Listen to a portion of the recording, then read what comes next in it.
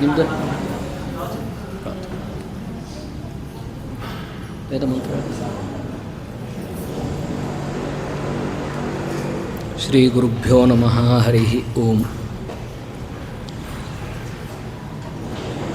ಯೋಂತಃ ಪ್ರವಿಶ್ಯ ಮಮ ವಾಚಮಿಮಾಂ ಪ್ರಸುಪ್ತಾಂ ಸಂಜೀವಯತ್ಯಖಿಲಶಕ್ತಿಧರಸ್ವಧಾಮ್ನಾ ಅನ್ಯಾಶ್ಚ ಹಸ್ತಚರಣಶ್ರವಣತ್ವಗಾದೀನ್ ಪ್ರಾಣಾನ್ನಮೋ ಭಗವತೆ ಪುರುಷಾಯ ತುಭ್ಯಂ. ಆಚಾರ್ಯ ಪವನೋಸ್ಮಾಕಂ ಆಚಾರ್ಯಾಣಿ ಚ ಭಾರತಿ ದೇವೋ ನಾರಾಯಣ ಶ್ರೀಶಃ ದೇವಿ ಮಂಗಲದೇವತಾ. ತಪಸ್ವಾಧ್ಯಾಯ ಶುಶ್ರೂಷಾ ಕೃಷ್ಣಪೂಜಾರತಂ ಮುನಿಂ ವಿಶ್ವೇಶಮಿಷ್ಟದಂ ವಂದೇ ಪರಿವ್ರಾಟ್ ಚಕ್ರವರ್ತಿನಂ.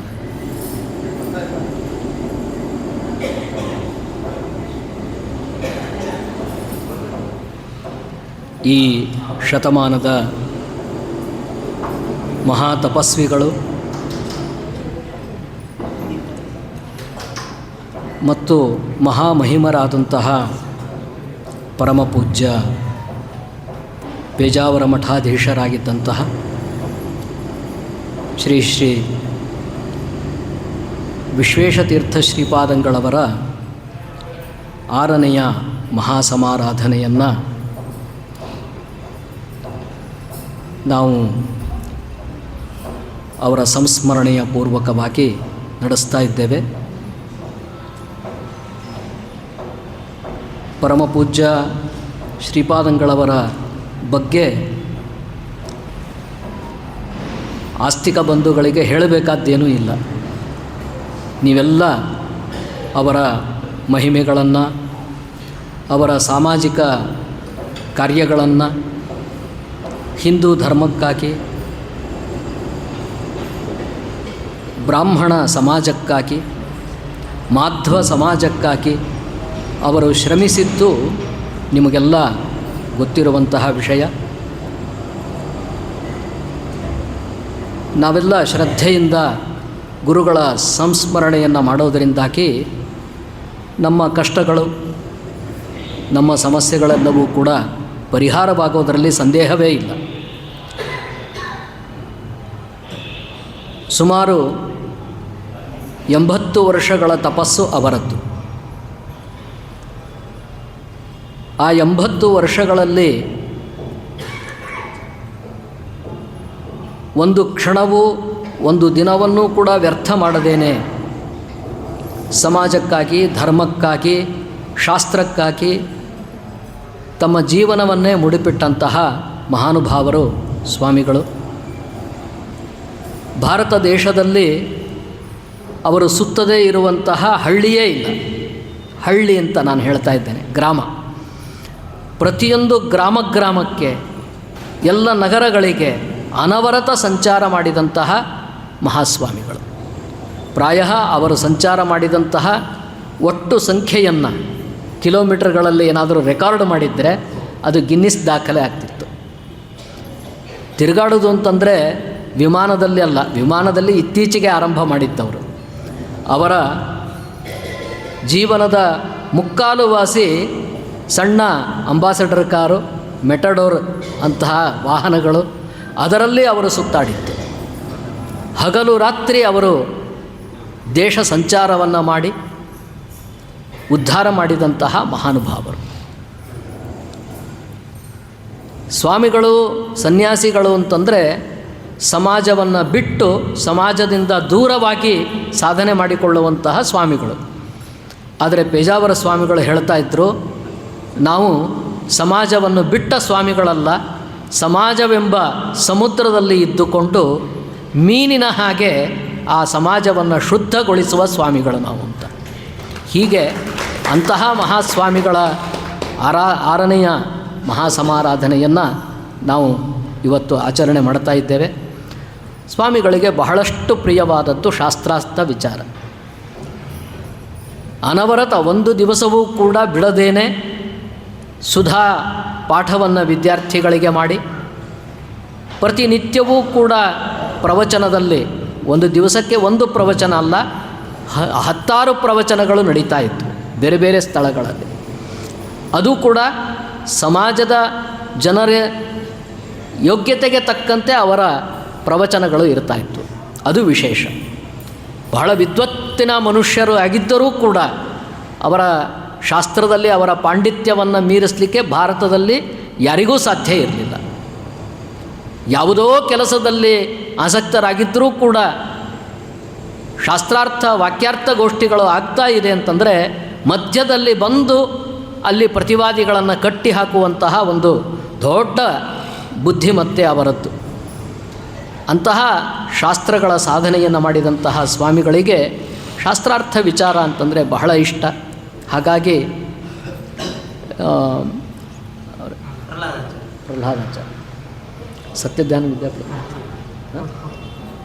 ಸತ್ಯಧ್ಯಾನ ವಿದ್ಯಾಪೀಠದಲ್ಲಿ ಮಾವುಲಿ ಆಚಾರ್ಯರಲ್ಲಿ ಅಧ್ಯಯನ ಮಾಡಿದಂತಹ ಪ್ರಹ್ಲಾದಾಚಾರ್ಯರು ನಮ್ಮವರೇ ತಿರುಪತಿಯವರು. ಅವರು ಒಂದು ಶಾಸ್ತ್ರದ ಅನುವಾದವನ್ನು ನ್ಯಾಯಸುಧೆಯ ಒಂದು ವಿಶೇಷ ಅಂಶವನ್ನು ಅವರು ಇಲ್ಲಿ ಗುರುಗಳ ಪ್ರೀತಿಗೋಸ್ಕರವಾಗಿ ಅನುಗ್ರಹಕ್ಕೋಸ್ಕರವಾಗಿ ಒಂದು ವಿಷಯವನ್ನು ಅನುವಾದ ಮಾಡುತ್ತಾರೆ. ಕ್ಲಿಷ್ಟವಾಗಿದ್ದರೂ ಕೂಡ ನೀವು ಕೇಳಿದ್ದರಿಂದಲೇ ಅರ್ಥವಾಗದೇ ಇದ್ದರೂ ಕೂಡ ನಿಮ್ಮ ಪಾಪ ಪರಿಹಾರ ಆಗೋದರಲ್ಲಿ ಸಂದೇಹವೇ ಇಲ್ಲ. ನ್ಯಾಯಸುಧೆಗೆ ಅಂತಹ ಒಂದು ಮಹತ್ವ ಇದೆ. 4 ಅಕ್ಷರ ಕಿವಿಗೆ ಬಿದ್ದರೂ ಕೂಡ ಸುಧೆ ಅಂದರೆ ಅಮೃತ. ಆ ಅಮೃತ ಕಿವಿಗೆ ಬಿದ್ದರೆ ಅದು ನಮ್ಮನ್ನು ಶುದ್ಧಗೊಳಿಸೋದರಲ್ಲಿ ಸಂದೇಹವೇ ಇಲ್ಲ ಅಂತನ್ನುವಂಥದ್ದನ್ನು ನಾವು ಅನುಸಂಧಾನ ಮಾಡಿಕೊಂಡು ನಾನು ಪ್ರಹ್ಲಾದಾಚಾರ್ಯರಲ್ಲಿ ಕೇಳ್ಕೊಳ್ತಾ ಇದ್ದೇನೆ.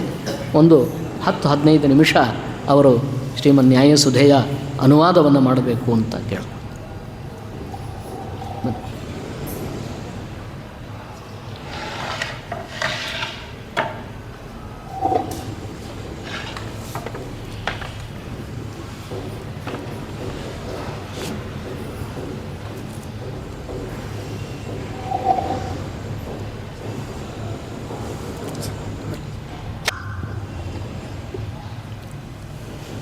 ಶ್ರೀ ಗುರುಭ್ಯೋ ನಮಃ ಪರಮಗುರುಭ್ಯೋ ನಮಃ ಶ್ರೀಮದಾನಂದತೀರ್ಥ ಭಗವತ್ಪಾದಾಚಾರ್ಯ ಗುರುಭ್ಯೋ ನಮಃ ಹರಿ ಓಂ. ಶ್ರಿಯಪತ್ಯೆ ನಿತ್ಯ ಗಣಿತ ಗುಣಮಾಣಿಕ್ಯ ವಿಶದ ಪ್ರಭಾಜಾಲೋಲ್ಲಾಸೋಪಹತ ಸಕಲಾವದ್ಯ ತಮಸೆ ಜಗಜ್ಜನ್ಮಸ್ತೇಮ ಪ್ರಳಯ ರಚನಾಶೀಲ ವಪುಷೇ ನಮೋ ಶೇಷಾಂನಾಯ ಸ್ಮೃತಿ ಹೃದಯ ದೀಪ್ತಾಯ ಹರಯೇ ಯಸ್ಯ ವಾಕ್ಕಾಮಧೇನುರ್ನಃ ಕಾಮಿತಾರ್ಥಾನ್ ಪ್ರಯಚ್ಛತಿ ಸೇವೇತಂ ಜಯಯೋಗೀಂದ್ರಂ ಕಾಮವಾಣಚ್ಚಿದಂ ಸದಾ ತಪಸ್ವಾಧ್ಯಾಯ ಶುಶ್ರೂಷಾ ಕೃಷ್ಣಪೂಜಾರತಂ ಮುನಿಂ ವಿಶ್ವೇಶಮಿಷ್ಟದಂ ವಂದೇ ಪರಿವ್ರಾಟ್ ಚಕ್ರವರ್ತಿನಂ ವಿದ್ಯಾಪೀಠ ವಿಧಾತಾರಂ ವಿದ್ಯಾವಾರಿಧಿ ಚಂದಿರಂ ವಿದ್ಯಾರ್ಥಿವತ್ಸಲಂ ವಂದೇ ಮಹಾಮಹಿಮ ಸದ್ಗುರುಂ ಶ್ರೀ ಗುರುಭ್ಯೋ ನಮಃ ಹರಿ ಓಂ. ಶ್ರೀಮನ್ಯಾಯಸುಧಾ ತೃತೀಯಾಧ್ಯಾಯದಲ್ಲಿ ಕಾಮಚಾರಾಧಿಕರಣ ಅಂಥೇಳಿ ಅಧಿಕರಣ, ಅದರಲ್ಲಿ ಅಪರೋಕ್ಷ ಜ್ಞಾನಿಗಳಿಗೆ ಅಪರೋಕ್ಷ ಜ್ಞಾನವಾದ ಮೇಲೆ ಅವರು ಮಾಡುವಂತಹ ಸತ್ಕರ್ಮ ಅಸತ್ಕರ್ಮಗಳಿಂದಾಗಿ ಅವರಿಗೆ ಫಲದಲ್ಲಿ ವ್ಯತ್ಯಾಸ ಅನ್ನೋದರ ಬಗ್ಗೆ ಚರ್ಚೆ. ಓಂ ಸ್ತುತಯೇ ಅನುಮತಿರುವ ಓಂ. ಅತ್ರ ಅಧಿಕರಣೆ ಜ್ಞಾನಿನಃ ಸದಸತ್ಪ್ರವೃತ್ತಿಭ್ಯಾಂ ವಿಶೇಷ ಸದ್ಭಾವ ಸಮರ್ಥ್ಯತೆ. ಈ ಅಧಿಕರಣದಲ್ಲಿ ಅಪರೋಕ್ಷ ಜ್ಞಾನಿಯಾದವರಿಗೆ ಸತ್ಪ್ರವೃತ್ತಿ ಮತ್ತು ಅಸತ್ಪ್ರವೃತ್ತಿಗಳಿಂದಾಗಿ ಫಲದಲ್ಲಿ ವ್ಯತ್ಯಾಸ ಅನ್ನೋದನ್ನು ಹೇಳ್ತಾ ಇದ್ದಾರೆ. ಈ ಅಧಿಕರಣದಲ್ಲಿ ಅಪರೋಕ್ಷ ಜ್ಞಾನವಾದ ಮೇಲೆ ಪುಣ್ಯಕರ್ಮಗಳಿಂದಾಗಿ ಪಾಪಕರ್ಮಗಳಿಂದಾಗಿ ಅವರಿಗೆ ಫಲದಲ್ಲಿ ವ್ಯತ್ಯಾಸ ಅನ್ನೋದನ್ನು ಈ ಅಧಿಕರಣದಲ್ಲಿ ಹೇಳ್ತಾ ಇದ್ದಾರೆ. ತಥಾಚ ಅಜ್ಞಾನಿ ಸಾಮಾನ್ಯ ಸಮರ್ಥನಾರ್ಥ ಅರ್ಥಸ್ಯ ಅಸ್ಯ ನ ಜ್ಞಾನ ಸಾಮರ್ಥ್ಯ ಪ್ರತಿಪಾದನಾರ್ಥೆ ಅಸ್ಮಿನ್ ಪಾದೆ ಅಂತರ್ಭಾವ ಸಂಭವತಿ ಇತ್ಯತಃ ಅಧಿಕರಣಸ್ಯ ತಾತ್ಪರ್ಯಮಾಹ. ನೀವೇನು ಹೇಳ್ತಾ ಇದ್ದೀರಿ? ಅಪರೋಕ್ಷ ಜ್ಞಾನವಾದ ಮೇಲೆ ಮಾಡುವಂತಹ ಸತ್ಕರ್ಮ ಅಸತ್ಕರ್ಮಗಳಿಂದಾಗಿ ಫಲದಲ್ಲಿ ವ್ಯತ್ಯಾಸವಿದೆ ಅನ್ನುವಂತಹ ಅಧಿಕರಣವನ್ನು ಈ ಪಾದದಲ್ಲಿ ಹೇಳ್ತಾ ಇದ್ದೀರಿ ಅಂತ ಹೇಳ್ತಾ ಇದ್ದೀರಿ. ಆದರೆ ಇದು ಅಜ್ಞಾನಿಯಾಗದೆ, ಅಂದರೆ ಅಪರೋಕ್ಷ ಜ್ಞಾನವಾಗದೇ ಇದ್ದವನಿಗೂ ಕೂಡ ಇದು ಸಮಾನ. ಯಾಕೆಂದರೆ ಅವನು ಕೂಡ ಸತ್ಕರ್ಮ ಅಸತ್ಕರ್ಮಗಳಿಂದಾಗಿ ಅವರಿಗೂ ಫಲದಲ್ಲಿ ವ್ಯತ್ಯಾಸವಿದೆ. ಹಾಗಾಗಿ ಅಜ್ಞಾನಿಯಾದವನಿಗೆ ಸಮಾನವಾದಂತಹ ಈ ವಿಷಯವನ್ನು, ಈ ಅಪರೋಕ್ಷ ಜ್ಞಾನದ ಮಹಿಮೆಯನ್ನು ಹೇಳುವಂತಹ ಈ ಪಾದದಲ್ಲಿ ಈ ಅಧಿಕರಣವನ್ನು ಅಂತರ್ಭಾವ ಮಾಡಲಿಕ್ಕೆ ಬರೋದೇ ಇಲ್ಲ ಅಂತ ಶಂಕಾ ಬಂದರೆ ಅದಕ್ಕೆ ಆ ಶಂಕಾವನ್ನು ಪರಿಹಾರ ಮಾಡ್ತಾ ಇದ್ದಾರೆ. ಓಂ ಸ್ತುತಯೇ ಅನುಮತಿರುವ ಓಂ. ವಿಕರ್ಮಲೇಪೋ ನೈವಾಸ್ತಿ ಸಮ್ಯಕ್ ದೃಷ್ಟಿಮತಾಂ ಕ್ವಚಿತ ಯದ್ಯಪಿ ಅತ್ರ ಮುಖತಃ ಜ್ಞಾನಿನಾಂ ಸದಸತ್ಪ್ರವೃತ್ತಿಭ್ಯಾಂ ವಿಶೇಷ ಸದ್ಭಾವ ಪ್ರತಿಪಾದ್ಯತೆ. ಮೇಲ್ನೋಟಕ್ಕೆ ಏನು ಕಾಣಿಸ್ತದೆ ಅಂತಂದರೆ ಅಪರೋಕ್ಷ ಜ್ಞಾನಿಗಳಿಗೆ ಸತ್ಪ್ರವೃತ್ತಿ ಅಪಸತ್ಪ್ರವೃತ್ತಿಗಳಿಂದಾಗಿ ಫಲದಲ್ಲಿ ವ್ಯತ್ಯಾಸ ಅನ್ನೋದು ಈ ರೀತಿಯಾಗಿ ತೋರ್ತದೆ. ಹಾಗಿದ್ದರೂ ಏನು ಅರ್ಥತಃ ಲಾಭ ಸಿದ್ಧವಾಗುವುದು ಏನು ಅಂತಂದರೆ ಸಮ್ಯಕ್ ದೃಷ್ಟಿಮತಾಂ, ಅಪರೋಕ್ಷ ಜ್ಞಾನಿಯಾದವನಿಗೆ ಕ್ವಚಿದಪಿ ವಿಕರ್ಮಲೇಪ ಅಂದರೆ ಎಂದಿಗೂ ಕೂಡ ವಿಕರ್ಮದ ಲೇಪ ಅಂದರೆ ಪಾಪಕರ್ಮದ ಲೇಪ ಅನ್ನೋದು ಅವರಿಗೆ ಇಲ್ಲೇ ಇಲ್ಲ. ಎಂತಹ ವಿಕರ್ಮದ ಲೇಪ? ಅಸಂಸ್ಪೃಶ್ಯತ್ವ, ಅಸಂಭಾಷ್ಯತ್ವ ಇತ್ಯಾದಿಗಳು ಯಾವುದೂ ಇಲ್ಲ. ಅಂದರೆ ಅರ್ಥ ಏನು? ಈಗ ಬ್ರಹ್ಮಹತ್ಯ ಮಾಡಿದಾಗ ಕುಷ್ಠರೋಗ ಅನ್ನೋದು ಬರ್ತದೆ.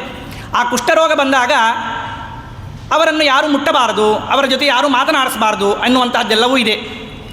ಅಪರೋಕ್ಷ ಜ್ಞಾನಿಯಾದವರಿಗೆ ವಿಕರ್ಮದ ಲೇಪ ಅನ್ನೋದು, ಈ ರೀತಿಯಾಗಿರ್ತಕ್ಕಂತಹ ವಿಕರ್ಮದ ಲೇಪ ಅನ್ನೋದು ಇಲ್ಲೇ ಇಲ್ಲ ಅಂತ ಅರ್ಥತಃ ಸಿದ್ಧವಾಗ್ತಾ ಇದೆ. ಆದ್ದರಿಂದಾಗಿ ಇದು ಅಪರೋಕ್ಷ ಜ್ಞಾನಿಗೆ ವಿಶೇಷವಾದದ್ದನ್ನೇ ಹೇಳ್ತಾ ಇದೆ ಈ ಅಧಿಕರಣ. ಆದ್ದರಿಂದಾಗಿ ಅಪರೋಕ್ಷ ಜ್ಞಾನ ಮಹಿಮೆಯನ್ನು ಹೇಳುವಂತಹ ಈ ಅಧಿಕರಣದಲ್ಲೇನೆ ಇದನ್ನು ಅಂತರ್ಭಾವ ಮಾಡಲಿಕ್ಕೆ ಬರುತ್ತದೆ. ವಿಕರ್ಮಲೇಪಾಭಾವೇ ಕಥಂ ಅಸತ್ ಪ್ರವೃತ್ತಿಯ ವಿಶೇಷ ಸದ್ಭಾವ ಅಂಗೀಕ್ರಿಯತೆ ಇತಿ ಚೇತ್, ನೀವೇನಂತ ಇದ್ದೀರಿ? ಅಪರೋಕ್ಷ ಜ್ಞಾನಿಗಳಿಗೆ ವಿಕರ್ಮದ ಲೇಪ, ವಿಕರ್ಮ ಅಂದರೆ ಪಾಪಕರ್ಮಗಳು, ಅದರ ಲೇಪ ಅನ್ನೋದೇ ಇಲ್ಲ ಅಂತ ಹೇಳ್ತಾ ಇದ್ದೀರಿ. ಅಂದ ಮೇಲೆ ವಿಕರ್ಮಲೇಪಾಭಾವೇ ಕಥಂ ಅಸತ್ ಪ್ರವೃತ್ತಿಯ, ಮೊದಲಿಗೆ ನೀವು ಹೇಳಿದ್ದೇನು? ಸತ್ಪ್ರವೃತ್ತಿ ಅಸತ್ಪ್ರವೃತ್ತಿಗಳಿಂದಾಗಿ ಫಲದಲ್ಲಿ ವ್ಯತ್ಯಾಸ ಅಂತ ಹೇಳ್ತಾ ಇದ್ದೀರಿ. ಅಂದರೆ ಪುಣ್ಯಕರ್ಮಗಳಿಂದಾಗಿ ಫಲದಲ್ಲಿ ವ್ಯತ್ಯಾಸ, ಪಾಪಕರ್ಮಗಳಿಂದಾಗಿ ಫಲದಲ್ಲಿ ವ್ಯತ್ಯಾಸ ಅಂತ ಹೇಳಿದಿರಿ. ಈಗೇನು ಹೇಳ್ತಾ ಇದ್ದೀರಿ? ವಿಕರ್ಮದ ಲೇಪ ಅನ್ನೋದೇ ಇಲ್ಲ ಅಂತ ಹೇಳ್ತಾ ಇದ್ದೀರಿ. ಹೀಗೆ ಹೇಳೋದ್ರಿಂದಾಗಿ ಮೇಲೆ ಹೇಳಿದ ವಾಕ್ಯಕ್ಕೆ ವಿರೋಧ ಬರ್ತದಲ್ಲ. ವಿಕರ್ಮಲೇಪಾಭಾವೇ ಕಥಂ ಅಸತ್ಪ್ರವೃತ್ತಿಯ ವಿಶೇಷ ಸದ್ಭಾವ ಅಂಗೀಕ್ರಿಯತೆ, ಹೇಗೆ ಹೇಳಿದಿರಿ ಅಂತಂದರೆ ಅದಕ್ಕೆ ಹೇಳ್ತಾ ಇದ್ರೆ ಆನಂದಾದಿಗುಣಹಾನೇಹೇ ವಿಕರ್ಮಕರ್ತೃ ವಿಶೇಷಸ್ಯ ಸ್ವೀಕಾರಾತ್. ವಿಕರ್ಮದ ಲೇಪ ಅನ್ನೋದು ಇಲ್ಲ, ಅಂದರೆ ಯಾವುದೇ ಪಾಪಕರ್ಮವನ್ನು ಮಾಡಿದರೂ ಕೂಡ ಅದರ ಲೇಪ ಅನ್ನೋದು ಇಲ್ಲ. ಆದರೆ ಫಲದಲ್ಲಿ ವ್ಯತ್ಯಾಸವಿದೆ. ಏನು ಫಲದಲ್ಲಿ ವ್ಯತ್ಯಾಸ ಅಂತಂದರೆ ಆನಂದ ಹ್ರಾಸ.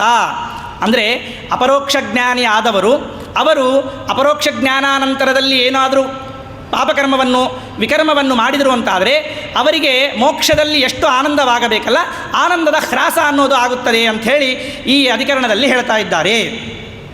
ಕಿಂ ಸರ್ವೇಷಾಮಪಿ ಜ್ಞಾನಿನಾಂ ವಿಕರ್ಮ ಸಂಭವ ಗುಣಹಾನಿಶ್ಚಾಸ್ತಿ ಇತ್ಯಪೇಕ್ಷಾಯಾಮಾಹ ಗುಣಹಾನಿಶ್ಚ ಇತಿ. ಅಂದರೆ ಸರ್ವೇಷಾಂ ಅಂದರೆ ಎಲ್ಲ ಪರೋಕ್ಷ ಜ್ಞಾನಿಗಳಿಗೂ ಕೂಡ ಇದೇ ರೀತಿಯಾಗಿ ವಿಕರ್ಮವೂ ಇದೆ, ಗುಣಹಾನಿ ಆನಂದದ ಹಾನಿಯೂ ಆಗುತ್ತದೆ. ಅಂದರೆ ಅಪರೋಕ್ಷ ಜ್ಞಾನಿಗಳಿಗೆ ಮೋಕ್ಷದಲ್ಲಿ ಅವರು ಅಪರೋಕ್ಷ ಜ್ಞಾನವಾದ ಮೇಲೆ ವಿಕರ್ಮವನ್ನೂ ಮಾಡ್ತಾರೆ, ಅದರಿಂದಾಗಿ ಆಗುವಂತಹ ಮೋಕ್ಷದಲ್ಲಿ ಆನಂದದ ಹ್ರಾಸ ಅದೂ ಆಗ್ತದೇನು ಅಂತ ಪ್ರಶ್ನೆ ಬಂದರೆ ಗುಣಹಾನಿಶ್ಚ ನೈವಾಸ್ತಿ ಬ್ರಹ್ಮಣಸ್ತ್ವವಿಕರ್ಮತಃ ದೇವಾನಾಮಪಿ ನ ಪ್ರಾಯಃ. ಅಂದರೆ ಬ್ರಹ್ಮಣಸ್ತು ಸರ್ವತಾ ವಿಕರ್ಮ ನಾಸ್ತಿ. ಬ್ರಹ್ಮದೇವರು ಅವರಿಗೆ ಎಂದೆಂದಿಗೂ ವಿಕರ್ಮ ಅನ್ನೋದು ಇಲ್ಲೇ ಇಲ್ಲ. ಅಪರೋಕ್ಷ ಬ್ರಹ್ಮದೇವರಿಗೆ ಎಂದೆಂದೂ ಕೂಡ ಪಾಪಕರ್ಮ ಅನ್ನೋದು ಇಲ್ಲೇ ಇಲ್ಲ. ಎಲ್ಲಿ ಹೇಳಿದ್ದಾರೆ ಅಂತಂದರೆ ಭಾಗವತದಲ್ಲಿ ಬರ್ತದೆ. ನ ಭಾರತೀ ಮೇಂಗ ಮೃಷೋಪಲಕ್ಷಿತೆ ನ ಕರ್ಹಿ ಚಿನ್ಮೇ ಮನಸೋ ಮೃಷಾಗತಿ ನ ಮೇ ಹೃಷೀಕಾನಿ ಪತಂತ್ಯ ಸತ್ಪತೆ ಯನ್ಮೌ ಹೃದೋ ಕಂಠ್ಯವತಾವೃತೋ ಹರಿಹಿ. ನ ಭಾರತೀ ಮೇಂಗ ಮೃಷೋಪಲಕ್ಷಿತೆ, ಬ್ರಹ್ಮದೇವರು ತಾವೇ ಹೇಳ್ತಾರೆ ನನ್ನ ಮಾತು ಎಂದಿಗೂ ಸುಳ್ಳಾಗೋದಿಲ್ಲ. ನಕರ್ಹಿ ಚಿನ್ಮೇ ಮನಸೋ ಮೃಷಾಗತಿ, ಎಂದಿಗೂ ವ್ಯರ್ಥವಾದಂತಹ ವಿಷಯದಲ್ಲಿ ನನ್ನ ಮನಸ್ಸು ಒಳಗಾಗೋದಿಲ್ಲ. ನಮೇ ಹೃಷೀಕಾನಿ ಪತಂತ್ಯ ಸತ್ಪತೆ, ನನ್ನ ಇಂದ್ರಿಯಗಳು ಎಂದಿಗೂ ಕೆಟ್ಟ ಮಾರ್ಗದಲ್ಲಿ ಹೋಗೋದಿಲ್ಲ. ಯಾಕೆ? ಯಾವಾಗಲೂ ನನ್ನ ಮನಸ್ಸಿನಲ್ಲಿ ಭಗವಂತನ ಧ್ಯಾನವನ್ನು ಮಾಡ್ತಾ ಇರ್ತೇನೆ ಅಂತ ಬ್ರಹ್ಮದೇವರೇ ಹೇಳಿದ್ದಾರೆ. ಹಾಗಾಗಿ ಬ್ರಹ್ಮದೇವರಿಗೆ ಯಾವ ವಿಧವಾದ ವಿಕರ್ಮ ಅನ್ನೋದಿಲ್ಲೇ ಇಲ್ಲ, ಪಾಪಕರ್ಮ ಅನ್ನೋದಿಲ್ಲ. ಅದರಿಂದಾಗಿ ಪಾಪಕರ್ಮ ಇಲ್ಲ, ಅದರಿಂದಾಗಿ ಆನಂದದ ಹ್ರಾಸ ಅನ್ನೋದು ಕೂಡ ಅವಿಕರ್ಮತಃ ಗುಣಹಾನಿಶ್ಚ ನೈವ, ಅವರಿಗೆ ಆನಂದದ ಹ್ರಾಸ ಅನ್ನೋದು ಇಲ್ಲ. ಸರಿ, ಬ್ರಹ್ಮದೇವರು ಆಯಿತು. ಬ್ರಹ್ಮದೇವರಿಂದ ಇತರರಾದ ದೇವತೆಗಳು ಹಿರಣ್ಯಗರ್ಭೇತರ ದೇವಾನಾಮಪಿ ಪ್ರಾಯಃ ವಿಕರ್ಮ ಗುಣಹಾನಿ ನಸ್ತಃ. ಅಂದರೆ ಬ್ರಹ್ಮದೇವರಿಂದ ಅನ್ಯರಾದ ದೇವತೆಗಳಿಗೆ ಪ್ರಾಯಃ ಅಂದರೆ ಬಹುಶಃ ಅವರಿಗೂ ವಿಕರ್ಮ ಇಲ್ಲ.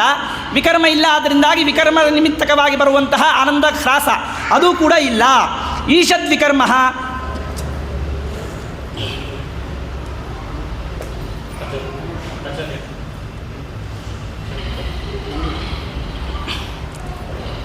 ಈಷದ್ ವಿಕರ್ಮ ತನ್ನಿಮಿತ್ತ ಗುಣಹಾನಿ ಅಸ್ತಿ. ಅಂದರೆ ದೇವತೆಗಳಿಗೆ, ಬ್ರಹ್ಮದೇವರಿಂದ ಇತರರಾದ ದೇವತೆಗಳಿಗೆ ಸ್ವಲ್ಪ ವಿಕರ್ಮ ಇದೆ, ಅದರಿಂದ ಆಗುವಂತಹ ಆನಂದ ಕ್ರಾಸವೂ ಇದೆ. ಇದು ಎಲ್ಲಿ ಹೇಳಿದ್ದಾರೆ ಅಂತಂದರೆ ಪ್ರಾಯಃ ಎಂದು ಶಬ್ದ ಆಡೋದ್ರಿಂದಾಗಿ, ಅಂದರೆ ಬಹುಶಃ ದೇವತೆಗಳಿಗೆ ವಿಕರ್ಮ ಇಲ್ಲ, ತನ್ನಿಮಿತ್ತಕವಾದಂತಹ ಆನಂದ ಕ್ರಾನಿ ಇಲ್ಲ, ಬಹುಶಃ ಅಂತ ಹೇಳೋದ್ರಿಂದಾಗಿ ಸ್ವಲ್ಪ ವಿಕರ್ಮ ಅನ್ನೋದು ದೇವತೆಗಳಿಗೆ ಇದೆ.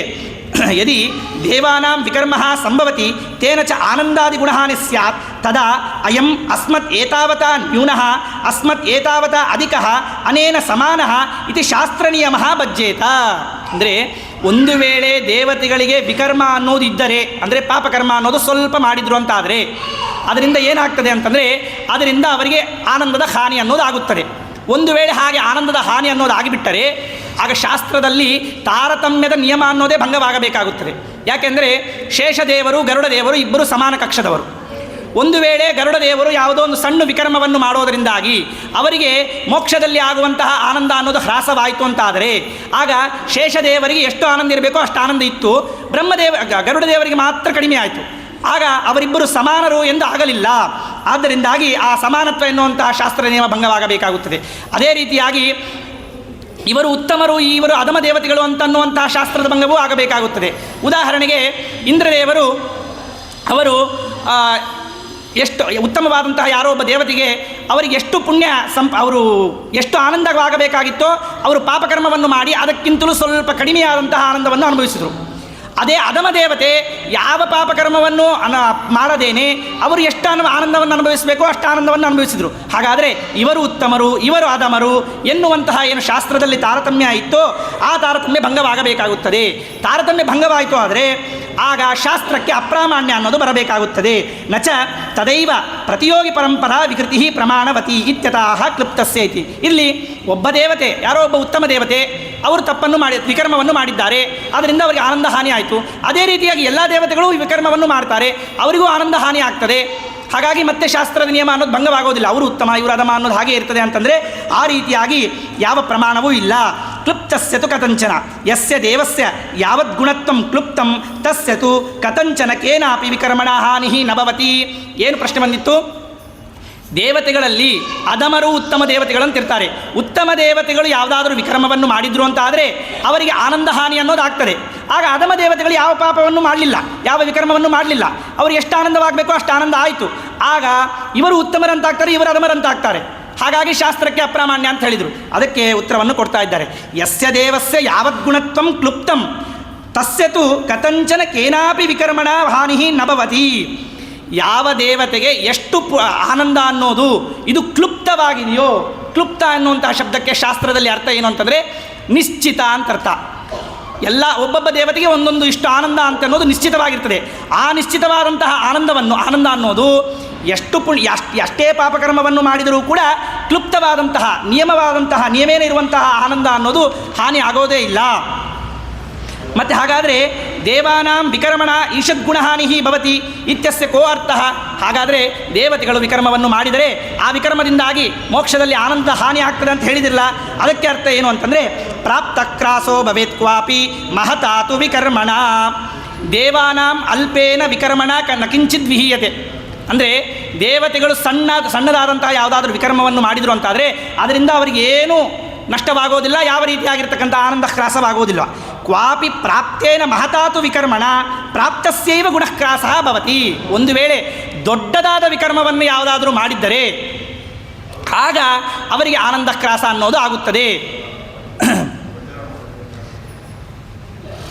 ಸ್ವಯೋಗ್ಯ ಪರಿಪೂರ್ತಯೇ ಆನಂದ ಕ್ರಾಸವಾಗ್ತದೆ. ಎಂತಹ ಆನಂದ? ಅವರಿಗೆ ಎಷ್ಟು ಒಬ್ಬೊಬ್ಬ ದೇವತೆಗೆ, ಶೇಷದೇವರಿಗೆ ಗರುಡದೇವರಿಗೆ 80ರಷ್ಟು ಆನಂದವಾಗಬೇಕು ಅಂತ ನಿಯಮ ಇರುತ್ತೆ ಶಾಸ್ತ್ರದಲ್ಲಿ. ಆ 80 ಏನೂ ಹ್ರಾಸವಾಗೋದಿಲ್ಲ. ರುದ್ರದೇವರಿಗೆ ಅವರಿಗೆ 90ರಷ್ಟು ಆನಂದವಾಗಬೇಕು ಅಂತ ಇರ್ತದೆ.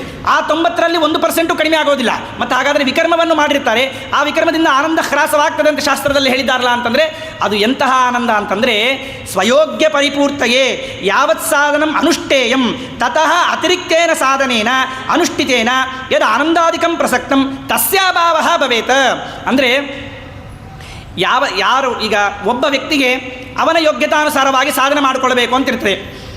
ದೇವತೆಗಳಿಗೂ ಕೂಡ ತಮ್ಮ ಯೋಗ್ಯತಾ ಮೀರಿ ಯಾರಾದರೂ ಅತಿರಿಕ್ತವಾದಂತಹ ಸಾಧನೆಯನ್ನು ಮಾಡಿದರೆ ಆಗ ಅವರಿಗೆ 80ರಷ್ಟು ಪುಣ್ಯ ಬರಬೇಕಾಗಿತ್ತು. ಹೆಚ್ಚಿನ ಪುಣ್ಯ ಸಾಧನೆಯನ್ನು ಮಾಡಿರ್ತಾರೆ, ಅವರಿಗೆ 100ರಷ್ಟು ಪುಣ್ಯ ಬಂದಿರ್ತದೆ. ಅಂಥವರು ಅವರಿಗೆ ವಿಕರ್ಮವನ್ನು ಮಾಡಿ ಅದರಿಂದಾಗಿ ಆ 20% ಪಾಪವನ್ನು, ಆ ಆನಂದವನ್ನು ಅವರು ಕಳ್ಕೊಳ್ತಾರೆ. ಅಂದರೆ ಪಾಪಕರ್ಮವನ್ನು ಮಾಡಿದರೆ ಆನಂದ ಹ್ರಾಸ ಅಂತ ಹೇಳಿದಾರಲ್ಲ, ಅದು ಎಂತಹ ಆನಂದ ಅಂತಂದರೆ ಪ್ರಾಪ್ತವಾದದ್ದು. ಪ್ರಾಪ್ತ ಅಂತಂದರೆ ಹೆಚ್ಚಿನ ಸಾಧನೆಯನ್ನು ಮಾಡಿ ಏನು ಎಕ್ಸ್ಟ್ರಾ ಸಂಪಾದಿಸ್ಕೊಂಡಿರ್ತಾರೋ ಅಂತಹ ಆನಂದವನ್ನು ಅವರು ಕಳ್ಕೊಳ್ಬೇಕಾಗುತ್ತದೆ. ಹಾಗಾಗಿ ಶಾಸ್ತ್ರದ ನಿಯಮ ಅನ್ನೋದು ಭಂಗವಾಗೋದಿಲ್ಲ. ಯದಿ ಸ್ವಯೋಗ್ಯ ಯೋ ಹಿ ದೇವ ಅತಿರಿಕ್ತ ಸಾಧನ ಅನುಷ್ಠಾಯ ನಮಹದ್ವಿಕರ್ಮ ಕರೋತಿ ತಸ್ಯ ಉತ್ಪತ್ತವ್ಯಮೇವ ತೇನ ಗುಣೇನ. ಅಂದರೆ ಒಂದು ವೇಳೆ ಯಾರಾದರೂ ಒಬ್ಬ ದೇವತೆ ತಾವು 80ರಷ್ಟು ಅವರ ಸಾಧನೆಯನ್ನು ಮಾಡಿಕೊಳ್ಳಬೇಕು, ಅವರು 80ಕ್ಕಿಂತಲೂ ಹೆಚ್ಚಿನ ಸಾಧನೆಯನ್ನು ಮಾಡಿದ್ದಾರೆ, 100ರಷ್ಟು ಸಾಧನೆಯನ್ನು ಮಾಡಿದ್ದಾರೆ, ಏನು ತಪ್ಪನ್ನು ಮಾಡಲಿಲ್ಲ, ಯಾವ ಮಹತ್ತಾದಂತಹ ವಿಕರ್ಮವನ್ನು ಮಾಡಿಲ್ಲ, ಹಾಗಾದರೆ ಅವರಿಗೆ ಪುಣ್ಯವೂ ಕೂಡ 100ರಷ್ಟು ಬಂತೇನು? 100ರಷ್ಟು ಪುಣ್ಯ ಬಂದುಬಿಟ್ಟರೆ ಹಾಗೂ ಮತ್ತೆ ಶಾಸ್ತ್ರಕ್ಕೆ ಭಂಗ ಬರಬೇಕಾಗುತ್ತೆ, ತಾರತಮ್ಯಕ್ಕೆ. ಯಾಕೆಂದರೆ ಶೇಷದೇವರಿಗೆ ಗರುಡದೇವರಿಗೆ ಸಮಾನ ಕಕ್ಷ, ಅವರಿಬ್ಬರು 80ರಷ್ಟು ಅವರು ಪುಣ್ಯವನ್ನು ಸಂಪಾದನೆ ಮಾಡಬೇಕಾಗಿತ್ತು. ಗರುಡದೇವರು ಹೆಚ್ಚಿನ ಸಾಧನೆಯನ್ನು ಮಾಡಿ 100ರಷ್ಟು ಸಾಧನೆ ಮಾಡಿದರು. ಆಗ ಅವರಿಗೆ ಹೆಚ್ಚಿನ ಪುಣ್ಯ ಬಂದುಬಿಟ್ರೆ ಶೇಷದೇವರು ಕೆಳಗ ಗರುಡದೇವರು ಮೇಲೆ ಅಂತ ಆಗ್ತಾರೆ, ಸಮಾನ ಎನ್ನುವಂತಹ ಭಂಗವಾಗ್ತದೆ ತಾರತಮ್ಯ. ಅದಕ್ಕೆ ಹೇಳ್ತಾರೆ ಆ ರೀತಿಯಾಗಿ ಹೇಳಿಬಿಟ್ರೆ ಆ ಪುಣ್ಯ ಬರಬೇಕಾಗುತ್ತದೆ. ಬರಲ್ಲ ಅಂತ ಹೇಳಿದರೆ ಈಶ್ವರಾರಾಧನಸ್ಯ ವೈಫಲ್ಯ ಅನುಪಪತ್ತೇಹೇ, ಒಂದು ವೇಳೆ ಆ ಪುಣ್ಯ ಹೆಚ್ಚಿನ ಪುಣ್ಯ ಅನ್ನೋದು ಬರಲಿಲ್ಲ ಅಂತಾದರೆ ದೇವರ ಪೂಜೆಯನ್ನು ಮಾಡೋದೇ ವ್ಯರ್ಥ ಅಂತ ಆಗಬೇಕಾಗುತ್ತದೆ. ಈಶ್ವರಾರಾಧನಸ್ಯ ವೈಫಲ್ಯ ಅನುಪಪತ್ತೇಹೇ, ಈಶ್ವರಾರಾಧನೆ ಇದು ವಿಫಲ ಅಂತ ಹೇಳಲಿಕ್ಕೆ ಬರೋದಿಲ್ಲ. ಯಾಕೆ? ನದೇವ ತೋಷಣಂ ವೃಥ, ಯಾವುದು ಕೂಡ ವ್ಯರ್ಥವಾಗೋದಿಲ್ಲ. ನಚ ತದೈವ ಅನ್ಯೇಷಾಂ ವಿಕ್ರಿಯಾಯಾಂ ಪ್ರಮಾಣಮಸ್ತಿ ತತಶ್ಚ ಶಾಸ್ತ್ರಸ್ಯ ಅಪ್ರಾಮಾಣ್ಯಮಿತ್ಯತಃ ತಥಾಪಿ ತತ್ಕೃಪ್ತಮೇವ ಯದ್ಯಪಿ ದೈವೈಃ ಸ್ವಯೋಗ್ಯ ಪರಿಪೂರ್ತ್ಯರ್ಥಂ ಸಾಧನಂ ಅತಿರಿಕ್ತಮಪಿ ಸಾಧನಂ ಅನುಷ್ಠೀಯತೆ ತಥಾಪಿ ತೇಷಾಂ ತದ್ವಿಘಾತಕಂ ತದ್ವಿಕರ್ಮ ಮಹತ್ ಕ್ಲುಪ್ತಂ ನಿಯತಮೇವ. ಒಂದು ವೇಳೆ ದೇವತೆಗಳು ಯಾರಾದರೂ ಅವರ ಯೋಗ್ಯತೆಗಿಂತಲೂ ಹೆಚ್ಚಿನ ಪುಣ್ಯವನ್ನು ಮಾಡಿದ್ರು ಅಂತಾದರೆ ಅವರು ನಿಯಮೇನ ಮಹತ್ತಾದಂತಹ ಒಂದು ವಿಕರ್ಮವನ್ನು ಮಾಡೇ ಮಾಡ್ತಾರೆ. ಅಂದರೆ ಒಂದು ವೇಳೆ ಪುಣ್ಯವನ್ನು ಹೆಚ್ಚು ಸಂಪಾದಿಸಿಕೊಂಡಿದ್ದರೆ ಆಗ ಪಾಪಕರ್ಮ ಅನ್ನೋದು ಕೂಡ ನಿಯಮೇನ ಮಾಡಿ ಆ ಸಂಪಾದಿಸಿಕೊಂಡಿರ್ತಕ್ಕಂತಹ ಪುಣ್ಯವನ್ನು ಅವರು ಹೆಚ್ಚಿನ ಪುಣ್ಯ ಅನ್ನೋದು ಪರಿಹಾರವಾಗ್ತದೆ. ಉದಾಹರಣೆಗೆ ಹೇಳಬೇಕು ಅಂತಂದರೆ ಧರ್ಮರಾಜ ಕುರುಕ್ಷೇತ್ರ ಎಲ್ಲ ಯುದ್ಧವಾದ ಮೇಲೆ ಎಷ್ಟೋ ಜನ ಯುದ್ಧವಾಡಿದರು, ಕುರುಕ್ಷೇತ್ರ ಯುದ್ಧವನ್ನು ಗೆದ್ದ ಮೇಲೆ ಯಾರೇ ಎಷ್ಟೇ ಯುದ್ಧವಾಡಿದರೂ ಕೂಡ ಕೊನೆಗೆ ಎಲ್ಲ ಪುಣ್ಯ ಬರೋದು ಮಾತ್ರ ರಾಜನಿಗೆ. ಹಾಗಾಗಿ ತನ್ನ ಯೋಗ್ಯತಾಗಿಂತಲೂ ಧರ್ಮರಾಜನಿಗೆ ಹೆಚ್ಚು ಪುಣ್ಯ ಬಂದಿತ್ತು. ಹಾಗಾಗಿ ಭಗವಂತ ಏನು ಮಾಡಿದ ಅಂತಂದರೆ ಆ ಧರ್ಮರಾಜನಿಗೆ ಕೃಷ್ಣನ ಮಾತಿನ ಮೇಲೆ ಸಂದೇಹ ಬರುವಂತೆ ಮಾಡಿ ಆ ಪುಣ್ಯವನ್ನೆಲ್ಲವನ್ನೂ ಕೂಡ ಭೀಮಸೇನ ದೇವರಿಗೆ ಟ್ರಾನ್ಸ್ಫರ್ ಆಗುವಂತೆ ಮಾಡಿದ. ಅಂದರೆ ಸ್ವಯೋಗ್ಯ ಪರಿಪೂರ್ತ್ಯರ್ಥಂ, ನಮ್ಮ ಯೋಗ್ಯತಾನುಸಾರ ಮೀರಿ ನಾವೇನಾದರೂ ಪುಣ್ಯವನ್ನು, ನಾವಂದರೆ ದೇವತೆಗಳು, ನಮ್ಮಲ್ಲಂತೂ ಅಷ್ಟು ಮಾಡಲಿಕ್ಕೆ ಆಗೋದೇ ಇಲ್ಲ, ದೇವತೆಗಳು ಯೋಗ್ಯತಾನುಸಾರ ಮೀರಿ ಪುಣ್ಯವನ್ನು ಸಂಪಾದನೆ ಮಾಡಿದರೆ ಆ ತದ್ವಿಕರ್ಮ, ಅಂತಹ ವಿಕರ್ಮವನ್ನು ಮಾಡೇ ಮಾಡ್ತಾರೆ ಅಂಥೇಳಿ ಶಾಸ್ತ್ರದಲ್ಲಿದೆ. ಕಥಂಚಿತ್ ಅಧಿಕೆ ಯತ್ನೆ ದೋಷ ಕಶ್ಚಿತ್ ಸಮಾಪತೆ. ದೇವಾನಾಂ ವಿಕರ್ಮಣ ಪ್ರಸಕ್ತಹಾನಿ ಏವ ಭವತಿ ನತು ಕ್ಲುಪ್ತಹಾನಿ ಇತ್ಯುಕ್ತಂ ತದರದಿಕ್ತಾನಾಂ ತು ಕಥಂ ಇತ್ಯಪೇಕ್ಷಾಯಾಮಾಹ ಹ್ರಾಸೋಪಿ ಇತಿ.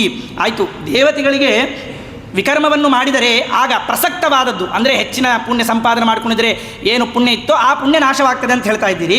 ದೇವತೆಗಳಿಂದ ಅತಿರಿಕ್ತವಾದ, ಅಂದರೆ ಮನುಷ್ಯರು ಯಾರು ಅಪರೋಕ್ಷ ಜ್ಞಾನಿಗಳಾಗಿರ್ತಾರೋ, ಅಪರೋಕ್ಷ ಜ್ಞಾನಿಗಳಾದಂತಹ ಮನುಷ್ಯರು, ಅವರ ವಿಷಯದಲ್ಲಿ ಏನು, ಅವರ ವಿಷಯದಲ್ಲಿ ಪ್ರಾಪ್ತವಾದಂತಹ ಪುಣ್ಯ ಹ್ರಾಸವಾಗ್ತದೋ ಅಥವಾ ಕ್ಲುಪ್ತವಾದಂತಹದ್ದು ಆಗ್ತದೋ ಅಂದರೆ ಕ್ಲುಪ್ತಸ್ಯಾಪಿ ಇತ್ಯರ್ಥಃ ಆನಂದಸ್ಯ ಇತ್ಯುಪಲಕ್ಷಣಂ.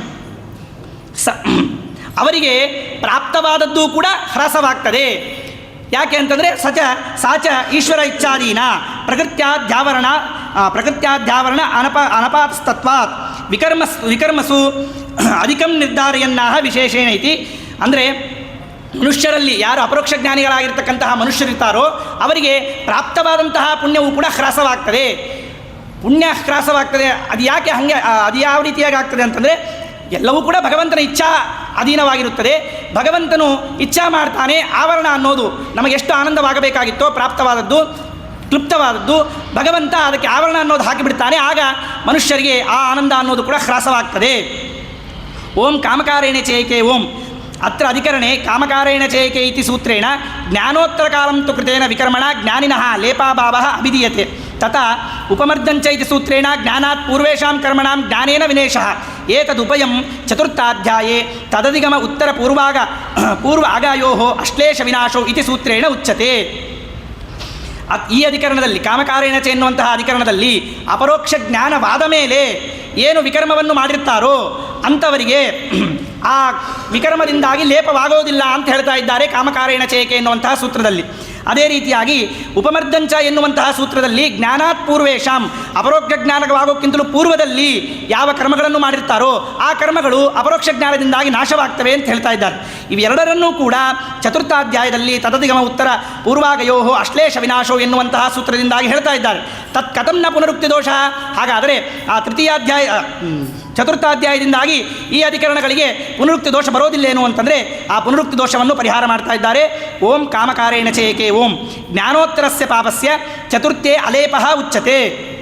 ಮೊದಲಿಗೆ ಚತುರ್ಥಾಧ್ಯಾಯದಲ್ಲಿ ಹೇಳಿರ್ತಕ್ಕಂತಹ ವಿಷಯವನ್ನು ಹೇಳ್ತಾ ಇದ್ದಾರೆ. ಜ್ಞಾನೋತ್ತರಸ್ಯ ಪಾಪಸ್ಯ ಚತುರ್ಥೇ ಅಲೇಪಃ ಉಚ್ಯತೆ. ಅಪರೋಕ್ಷ ಜ್ಞಾನವಾದ ಮೇಲೆ ಏನು ಕರ್ಮದಿಂದಾಗಿ ಏನು ಪಾಪ ಬಂದಿರ್ತದೋ ಆ ಪಾಪ ಅನ್ನೋದು ಲೇಪವಾಗೋದಿಲ್ಲ ಅಂಥೇಳಿ ಚತುರ್ಥಾಧ್ಯಾಯದಲ್ಲಿ ಹೇಳ್ತಿದ್ದಾರೆ. ಚತುರ್ಥಾಧ್ಯಾಯೇ ಉತ್ತರಾಗಸ್ಯ ಅಶ್ಲೇಷ ಇತ್ಯನೇನ ಜ್ಞಾನೋತ್ತರಸ್ಯ ಪಾಪಸ್ಯ ಅಲೇಪಃ ತತ್ಫಲ ನರಕಾದಿಪ್ರಾಪ್ತ್ಯ ಭಾವ ಉಚ್ಯತೆ. ಅಂದರೆ ಅಪರೋಕ್ಷ ಜ್ಞಾನವಾದ ಮೇಲೆ ಪಾಪಕರ್ಮಗಳನ್ನು ಮಾಡ್ತಾರೆ, ಆ ಪಾಪಕರ್ಮಗಳಿಂದಾಗಿ ಪಾಪಕರ್ಮಗಳು ಲೇಪವಾಗೋದಿಲ್ಲ ಅಂತ ಹೇಳ್ತಾ ಇದ್ದಾರೆ. ಅದರ ಅರ್ಥ ಏನು ಅಂತಂದರೆ ಆ ಪಾಪಕರ್ಮಗಳಿಂದಾಗಿ ಏನು ನರಕಾದಿಗಳಾಗಬೇಕಾಗುತ್ತದೋ ಆ ನರಕಾದಿಗಳು ಅಪರೋಕ್ಷ ಜ್ಞಾನಿ ಆದವನಿಗೆ ಆಗೋದಿಲ್ಲ ಅಂತ ಹೇಳ್ತಾ ಇದ್ದಾರೆ ಚತುರ್ಥಾಧ್ಯಾಯದಲ್ಲಿ. ಅಷ್ಟೇ ಅಲ್ಲ, ಅಶುಚಿತ್ವಾದಿಕಂ ಚಾಸ್ಯ ನ ಭವೇದಿತ್ಯ ಇತಿ ತತ್ಫಲಂ.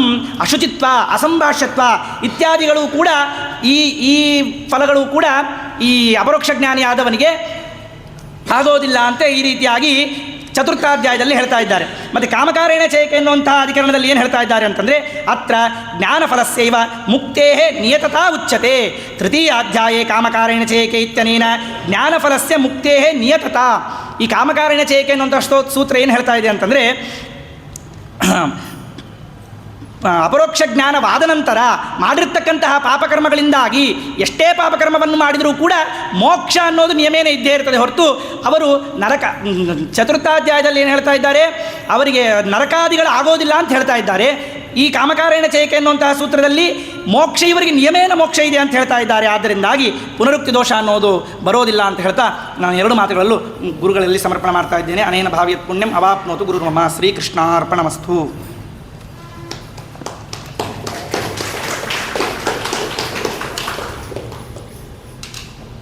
ಇದು ಬಹಳ ಸೂಕ್ಷ್ಮವಾದ ವಿಚಾರ. ನಮ್ಮ ಸಿದ್ಧಾಂತದಲ್ಲಿ ಮೋಕ್ಷಕ್ಕೆ ಸಾಧನವಾದದ್ದು ಕರ್ಮ ಅಲ್ಲ, ಜ್ಞಾನ ಅಂತನ್ನೋದು ನಮ್ಮ ಸಿದ್ಧಾಂತ. ಜ್ಞಾನವೇ ಮೋಕ್ಷಕ್ಕೆ ಪರಮ ಸಾಧನ. ಈ ಜ್ಞಾನ ಅಂತಂದರೆ ಎರಡು ರೀತಿಯಾದ ಜ್ಞಾನ, ಪರೋಕ್ಷ ಜ್ಞಾನ ಮತ್ತು ಅಪರೋಕ್ಷ ಜ್ಞಾನ ಅಂತ ಹೇಳಿ. ಶಾಸ್ತ್ರಗಳ ಅಭ್ಯಾಸವನ್ನು ಮಾಡೋದರಿಂದ ಪರೋಕ್ಷ ಜ್ಞಾನವನ್ನು ಮೊದಲು ಕರ್ಮಶುದ್ಧಿ ಬೇಕು, ಮನಸ್ಸು ಸ್ವಚ್ಛವಾಗಬೇಕು. ಸ್ವಚ್ಛವಾದ ಮನಸ್ಸಿನಲ್ಲಿ ಶುದ್ಧವಾದ ಜ್ಞಾನವನ್ನು ನಾವು ಸಂಪಾದನೆ ಮಾಡಬೇಕು. ಹೀಗೆ ಜ್ಞಾನವನ್ನು ಸಂಪಾದನೆ ಮಾಡೋದರಿಂದಾಗಿ ಶಾಸ್ತ್ರ ಜ್ಞಾನ ಅಂತನ್ನೋದು ಉಂಟಾಗ್ತದೆ, ಭಗವದ್ ವಿಷಯಕ ಜ್ಞಾನ ಅಂತನ್ನೋದು ಉಂಟಾಗ್ತದೆ. ತದನಂತರದಲ್ಲಿ ನಾವು ಉಪಾಸನೆಯನ್ನು ಮಾಡೋದರಿಂದಾಗಿ ಭಗವಂತನ ಅಪರೋಕ್ಷ ಜ್ಞಾನ ಅಂತನ್ನೋದು ಆಗ್ತದೆ. ಬೇಕಾದಷ್ಟು ಹರಿದಾಸರ ಕೀರ್ತನೆಯಲ್ಲಿ ನೀವೆಲ್ಲ ಕೇಳಿರ್ತೀರಿ, ಬಿಂಬರೂಪಿಯಾದಂತಹ ಪರಮಾತ್ಮನನ್ನು ನೋಡಬೇಕು ಅಂತ ಹೇಳಿ. ಆ ಬಿಂಬರೂಪಿ ಪರಮಾತ್ಮನ ದರ್ಶನ ಆಯಿತು ಅಂತಂದರೆ ಅದನ್ನು ನಾವು ಅಪರೋಕ್ಷ ಜ್ಞಾನ ಅಂತ ಕರಿತೇವೆ. ಹೀಗೆ ಈ ಅಪರೋಕ್ಷ ಜ್ಞಾನ ಇನ್ನು ಯಾವಾಗೋ ಆಗ್ತದೆ, ನಮಗೆ ಎಕ್ಸ್ಪೀರಿಯನ್ಸ್ ಮಾಡಲಿಕ್ಕೆ ಸಾಧ್ಯ ಇಲ್ಲ ಅದನ್ನು ಈಗ. ಹೀಗೆ ಬಿಂಬರೂಪಿ ಪರಮಾತ್ಮನ ದರ್ಶನ ಯಾವಾಗ ಆಗ್ತದೋ ಆಗ ಅವನು ಅಪರೋಕ್ಷ ಜ್ಞಾನಿ ಅಂತ ಕರೆಸಿಕೊಳ್ತಾನೆ. ಈ ಅಪರೋಕ್ಷ ಜ್ಞಾನ ಆದ ಕೂಡಲೇ ಆ ಬಿಂಬರೂಪಿ ಪರಮಾತ್ಮನ ಉಪಾಸನೆ ಅಂತನ್ನೋದು ನಿತ್ಯವಾಗಿ ಕೆಲವರಿಗೆ ಇರ್ತದೆ, ಕೆಲವರಿಗೆ ಇರೋದಿಲ್ಲ. ಭಗವಂತನನ್ನು ಕಾಣ್ತಾರೆ, ತಮ್ಮ ಹೃದಯದಲ್ಲಿ, ಹೃದಯ ಕಮಲದಲ್ಲಿ ವಾಸಿಯಾದಂತಹ ಬಿಂಬರೂಪಿ ಅಂದರೆ ಅವನೇ. ನಮ್ಮ ಹೃದಯ ಕಮಲದಲ್ಲಿ ಇರುವಂತಹ ಭಗವಂತನ ರೂಪ. ಆ ಭಗವದ್ರೂಪವನ್ನು ನಾವು ಕಂಡಾಗ ಅದನ್ನು ನಾವು ಅಪರೋಕ್ಷ ಜ್ಞಾನ ಅಂತ ಕರಿತೇವೆ. ಕಂಡ ಕೂಡಲೇ ಅವನನ್ನು ನಿತ್ಯ ಉಪಾಸನೆ ಮಾಡುವ ಯೋಗ್ಯತೆ ಕೆಲವರಿಗೆ, ಇನ್ನು ಕೆಲವರಿಗೆ ಇರೋದಿಲ್ಲ. ಯಾವಾಗ ಬೇಕೋ ಆವಾಗ ನೋಡ್ತಾರೆ ಅವರು. ಹೀಗೆ ಈ ಅಪರೋಕ್ಷ ಜ್ಞಾನ ಯಾವಾಗ ಉಂಟಾಗ್ತದೋ ಆಗ ನಮ್ಮ ಕರ್ಮಗಳ ನಾಶ ಆಗ್ತದೆ. ನಾವು ಮಾಡಿದಂತಹ ಸಂಚಿತ ಕರ್ಮಗಳು, ಆಗಾಮಿ ಕರ್ಮಗಳು ಇವೆಲ್ಲವೂ ಕೂಡ ನಾಶವಾಗಿ ಹೋಗ್ತದೆ. ಪ್ರಾರಬ್ಧ ಕರ್ಮಗಳನ್ನು ಮಾತ್ರ ಅನುಭವಿಸಲೇಬೇಕು. ಪ್ರಾರಬ್ಧ ಕರ್ಮ ಅಂತಂದರೆ ಯಾವ ಕರ್ಮಗಳದ್ದು ಒಂದು ದೊಡ್ಡ ಬ್ಯಾಂಕ್ ಅದು ನಮ್ಮದೆಲ್ಲ ದೊಡ್ಡ ದೊಡ್ಡ ಅಕೌಂಟ್ ಇದೆ ಕರ್ಮಗಳದ್ದು. ಈ ಅಕೌಂಟ್ನಲ್ಲಿ ಕೆಲವು ಅಕೌಂಟ್ಗಳು ಜೀವಿತ ಅಕೌಂಟ್ಗಳಿರ್ತವೆ, ಇನ್ನು ಕೆಲವು ಡೆಡ್ ಅಕೌಂಟ್ಗಳಿರ್ತವೆ, ಇನ್ನೂ ಆ್ಯಕ್ಟಿವೇಟ್ ಆಗಿರಲ್ಲ. ಆ್ಯಕ್ಟಿವೇಟ್ ಆಗಿರುವಂತಹ ಅಕೌಂಟ್ ನಮ್ಮದು ಕರ್ಮಗಳದ್ದು. ಇದನ್ನು ನಾವು ಅನುಭವಿಸಲಿಕ್ಕೆ ಶುರು ಮಾಡಿದ್ದೇವೆ, ಇದು ಪ್ರಾರಬ್ಧ ಕರ್ಮ ಅಂತ ಕರೆಸಿಕೊಳ್ತದೆ. ಅದನ್ನು ಮುಗಿಸುವವರೆಗೂ ಕೂಡ ಅವನಿಗೆ ಮೋಕ್ಷ ಆಗಲಿಕ್ಕೆ ಸಾಧ್ಯ ಇಲ್ಲ. ಪ್ರಾರಬ್ಧ ಕರ್ಮಗಳನ್ನು ಅನುಭವಿಸಲೇಬೇಕು. ಹೀಗೆ ಪ್ರಾರಬ್ಧ ಕರ್ಮಗಳನ್ನು ಅನುಭವಿಸುವ ಸಂದರ್ಭದಲ್ಲಿ ಅವನಿನ್ನೂ ಸಂಸಾರದಲ್ಲಿ ಇರ್ತಾನೆ. ಆಗ ಅವನು ಕೆಟ್ಟ ಕೆಲಸಗಳನ್ನು ಮಾಡ್ತಾನೋ ಇಲ್ಲವೋ ಅನ್ನೋದು ಒಂದು ಪ್ರಶ್ನೆ. ಕೆಟ್ಟ ಕೆಲಸಗಳನ್ನು ಮಾಡಿದರೆ ಏನಾಗ್ತದೆ? ಕ್ಯಾನ್ಸಲ್ ಆಗ್ತದ ಅವನ ಅಪರೋಕ್ಷ ಜ್ಞಾನ ಅಂತಂದರೆ ಇಲ್ಲ ಅಂತ ಹೇಳಿದರು. ಅದನ್ನೇ ಇಷ್ಟೊತ್ತು ಅಲ್ಲಿ ಪ್ರವಚನದಲ್ಲಿ ತಿಳಿಸಿದ್ದು. ಹಾಗಾದರೆ ಕೆಟ್ಟ ಕೆಲಸವನ್ನು ಮಾಡಿದ್ದರಿಂದ ಅವನಿಗೆ ಶಿಕ್ಷೆ ಇಲ್ಲವೋ? ಉಳಿದವರಿಗೆಲ್ಲ ಶಿಕ್ಷೆ ಇದೆ, ಅವನಿಗೆ ಯಾಕೆ ಶಿಕ್ಷೆ ಇಲ್ಲ ಅಂತಂದರೆ ಇದೆ. ಅವರಿಗೂ ಕೂಡ ಕೆಟ್ಟ ಕೆಲಸದಿಂದ ಪರಿಣಾಮ ಏನಾಗಬೇಕೋ ಅದು ಆಗ್ತದೆ, ಉಳಿದವರಿಗೆ ಆದಂತೆ ಆಗೋದಿಲ್ಲ ಅಷ್ಟೇ. ಅದೇನದು ಉಳಿದವರಿಗೆ ಆದಂತೆ ಆಗೋದಿಲ್ಲ?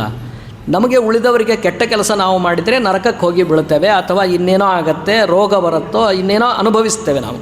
ಅಂದರೆ ಅವ್ರಿಗೆ ಹಾಗಲ್ಲ, ಆನಂದದಲ್ಲಿ ಹ್ರಾಸ ಅಂತ ಹೇಳಿದರು. ಅಂದರೆ ಅವನು ಅಪರೋಕ್ಷ ಜ್ಞಾನಿ. ಭಗವಂತ ಬಹಳ ಒಳ್ಳೆ ಮ್ಯಾನೇಜ್ಮೆಂಟ್ ಭಗವಂತನದ್ದು.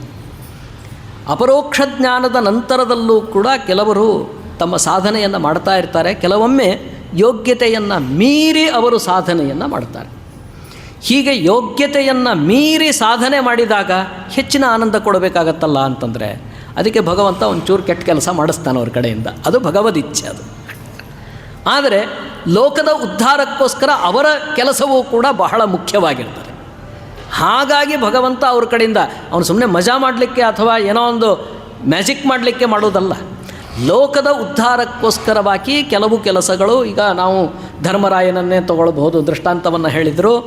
ಧರ್ಮರಾಯ ಭಗವಂತನ ಕೃಷ್ಣನ ಮಾತಿನಲ್ಲಿ ಅವನು ಸಂದೇಹಪಟ್ಟ ಅಂತ ಹೇಳ್ತೇವೆ. ಹೀಗೆ ಈ ರೀತಿಯಾದಂತಹ ಕೆಲವು ಲೀಲೆಗಳನ್ನು ಭಗವಂತ ಮಾಡಿಸ್ತಾನೆ.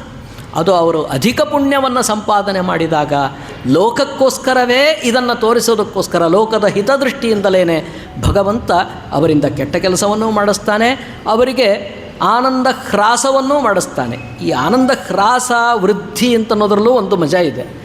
ಏನಿದು ಅಂತಂದರೆ ಆನಂದ ನಮಗೆ ಇಷ್ಟು ಅಂತ ಇರುತ್ತೆ. ಈಗ ನೀವೆಲ್ಲರೂ ಕೂಡ ಇಲ್ಲಿ ಕೂತವರು ಜಿಲೇಬಿ ತಿಂತೀರಿ ಅಂತ ಇಟ್ಕೊಳ್ಳಿ. ಒಬ್ಬೊಬ್ಬರದ್ದು ಒಂದೊಂದು ಎಕ್ಸ್ಪೀರಿಯನ್ಸ್, ಒಬ್ಬೊಬ್ಬರು ಆನಂದ ಪಡೋದು ಕೂಡ ವೆರೈಟಿಯಾಗಿರುತ್ತೆ. ನಿಮ್ಮ ಯೋಗ್ಯತೆಗೆ ತಕ್ಕಂತೆ ನೀವು ಅದನ್ನು ಅನುಭವಿಸ್ತೀರಿ. ಹಾಗಾದರೆ ಆ ಆನಂದ ಅನುಭವಿಸುವ ಇದೆಯಲ್ವ, ಆ ಅನುಭವಿಸೋದು ಆ ಎಕ್ಸ್ಪೀರಿಯನ್ಸ್ನಲ್ಲಿ ವ್ಯತ್ಯಾಸ ಆಗ್ತದೆ ಅಷ್ಟೇ. ಇದು ಆನಂದ ವೃದ್ಧಿ ಮತ್ತು ಆನಂದ ಹ್ರಾಸ ಅಂತನ್ನುವಂಥದ್ದು.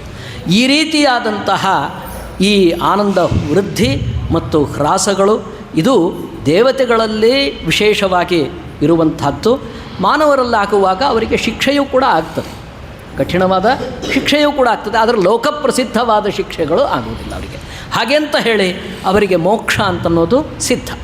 ಮೋಕ್ಷದಲ್ಲಿ ಯಾವುದೇ ವ್ಯತ್ಯಾಸ ಅಂತನ್ನುವಂಥದ್ದು ಅವರಿಗೂ ಕೂಡ ಆಗೋದಿಲ್ಲ ಅಂತನ್ನೋದು ತುಂಬ ಜಟಿಲವಾದ ವಿಚಾರ. ಇನ್ನೂ ವಿಸ್ತಾರ ಇದೆ ಇದರಲ್ಲಿ ವಿಚಾರ ಮಾಡಲಿಕ್ಕೆ.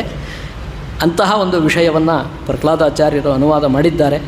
ಅವರಿಗೆ ಗುರುಗಳ ಅನುಗ್ರಹ ಆಗ್ತದೆ. ವಿಶೇಷವಾಗಿ ಅವರ ಅಧ್ಯಯನ ಅಧ್ಯಾಪನ ಮುಂದುವರಿಯಲಿ ಅಂತ ಹೇಳ್ತಾ ಶ್ರೀನಿಧಿ ಆಚಾರ್ಯರು ಒಂದು 10 ನಿಮಿಷ ಪ್ರವಚನ ಗುರುಗಳನ್ನು ಕುರಿತು ಮಾತಾಡಬೇಕು ಅಂತ ಕೇಳ್ಕೊಳ್ತೇನೆ.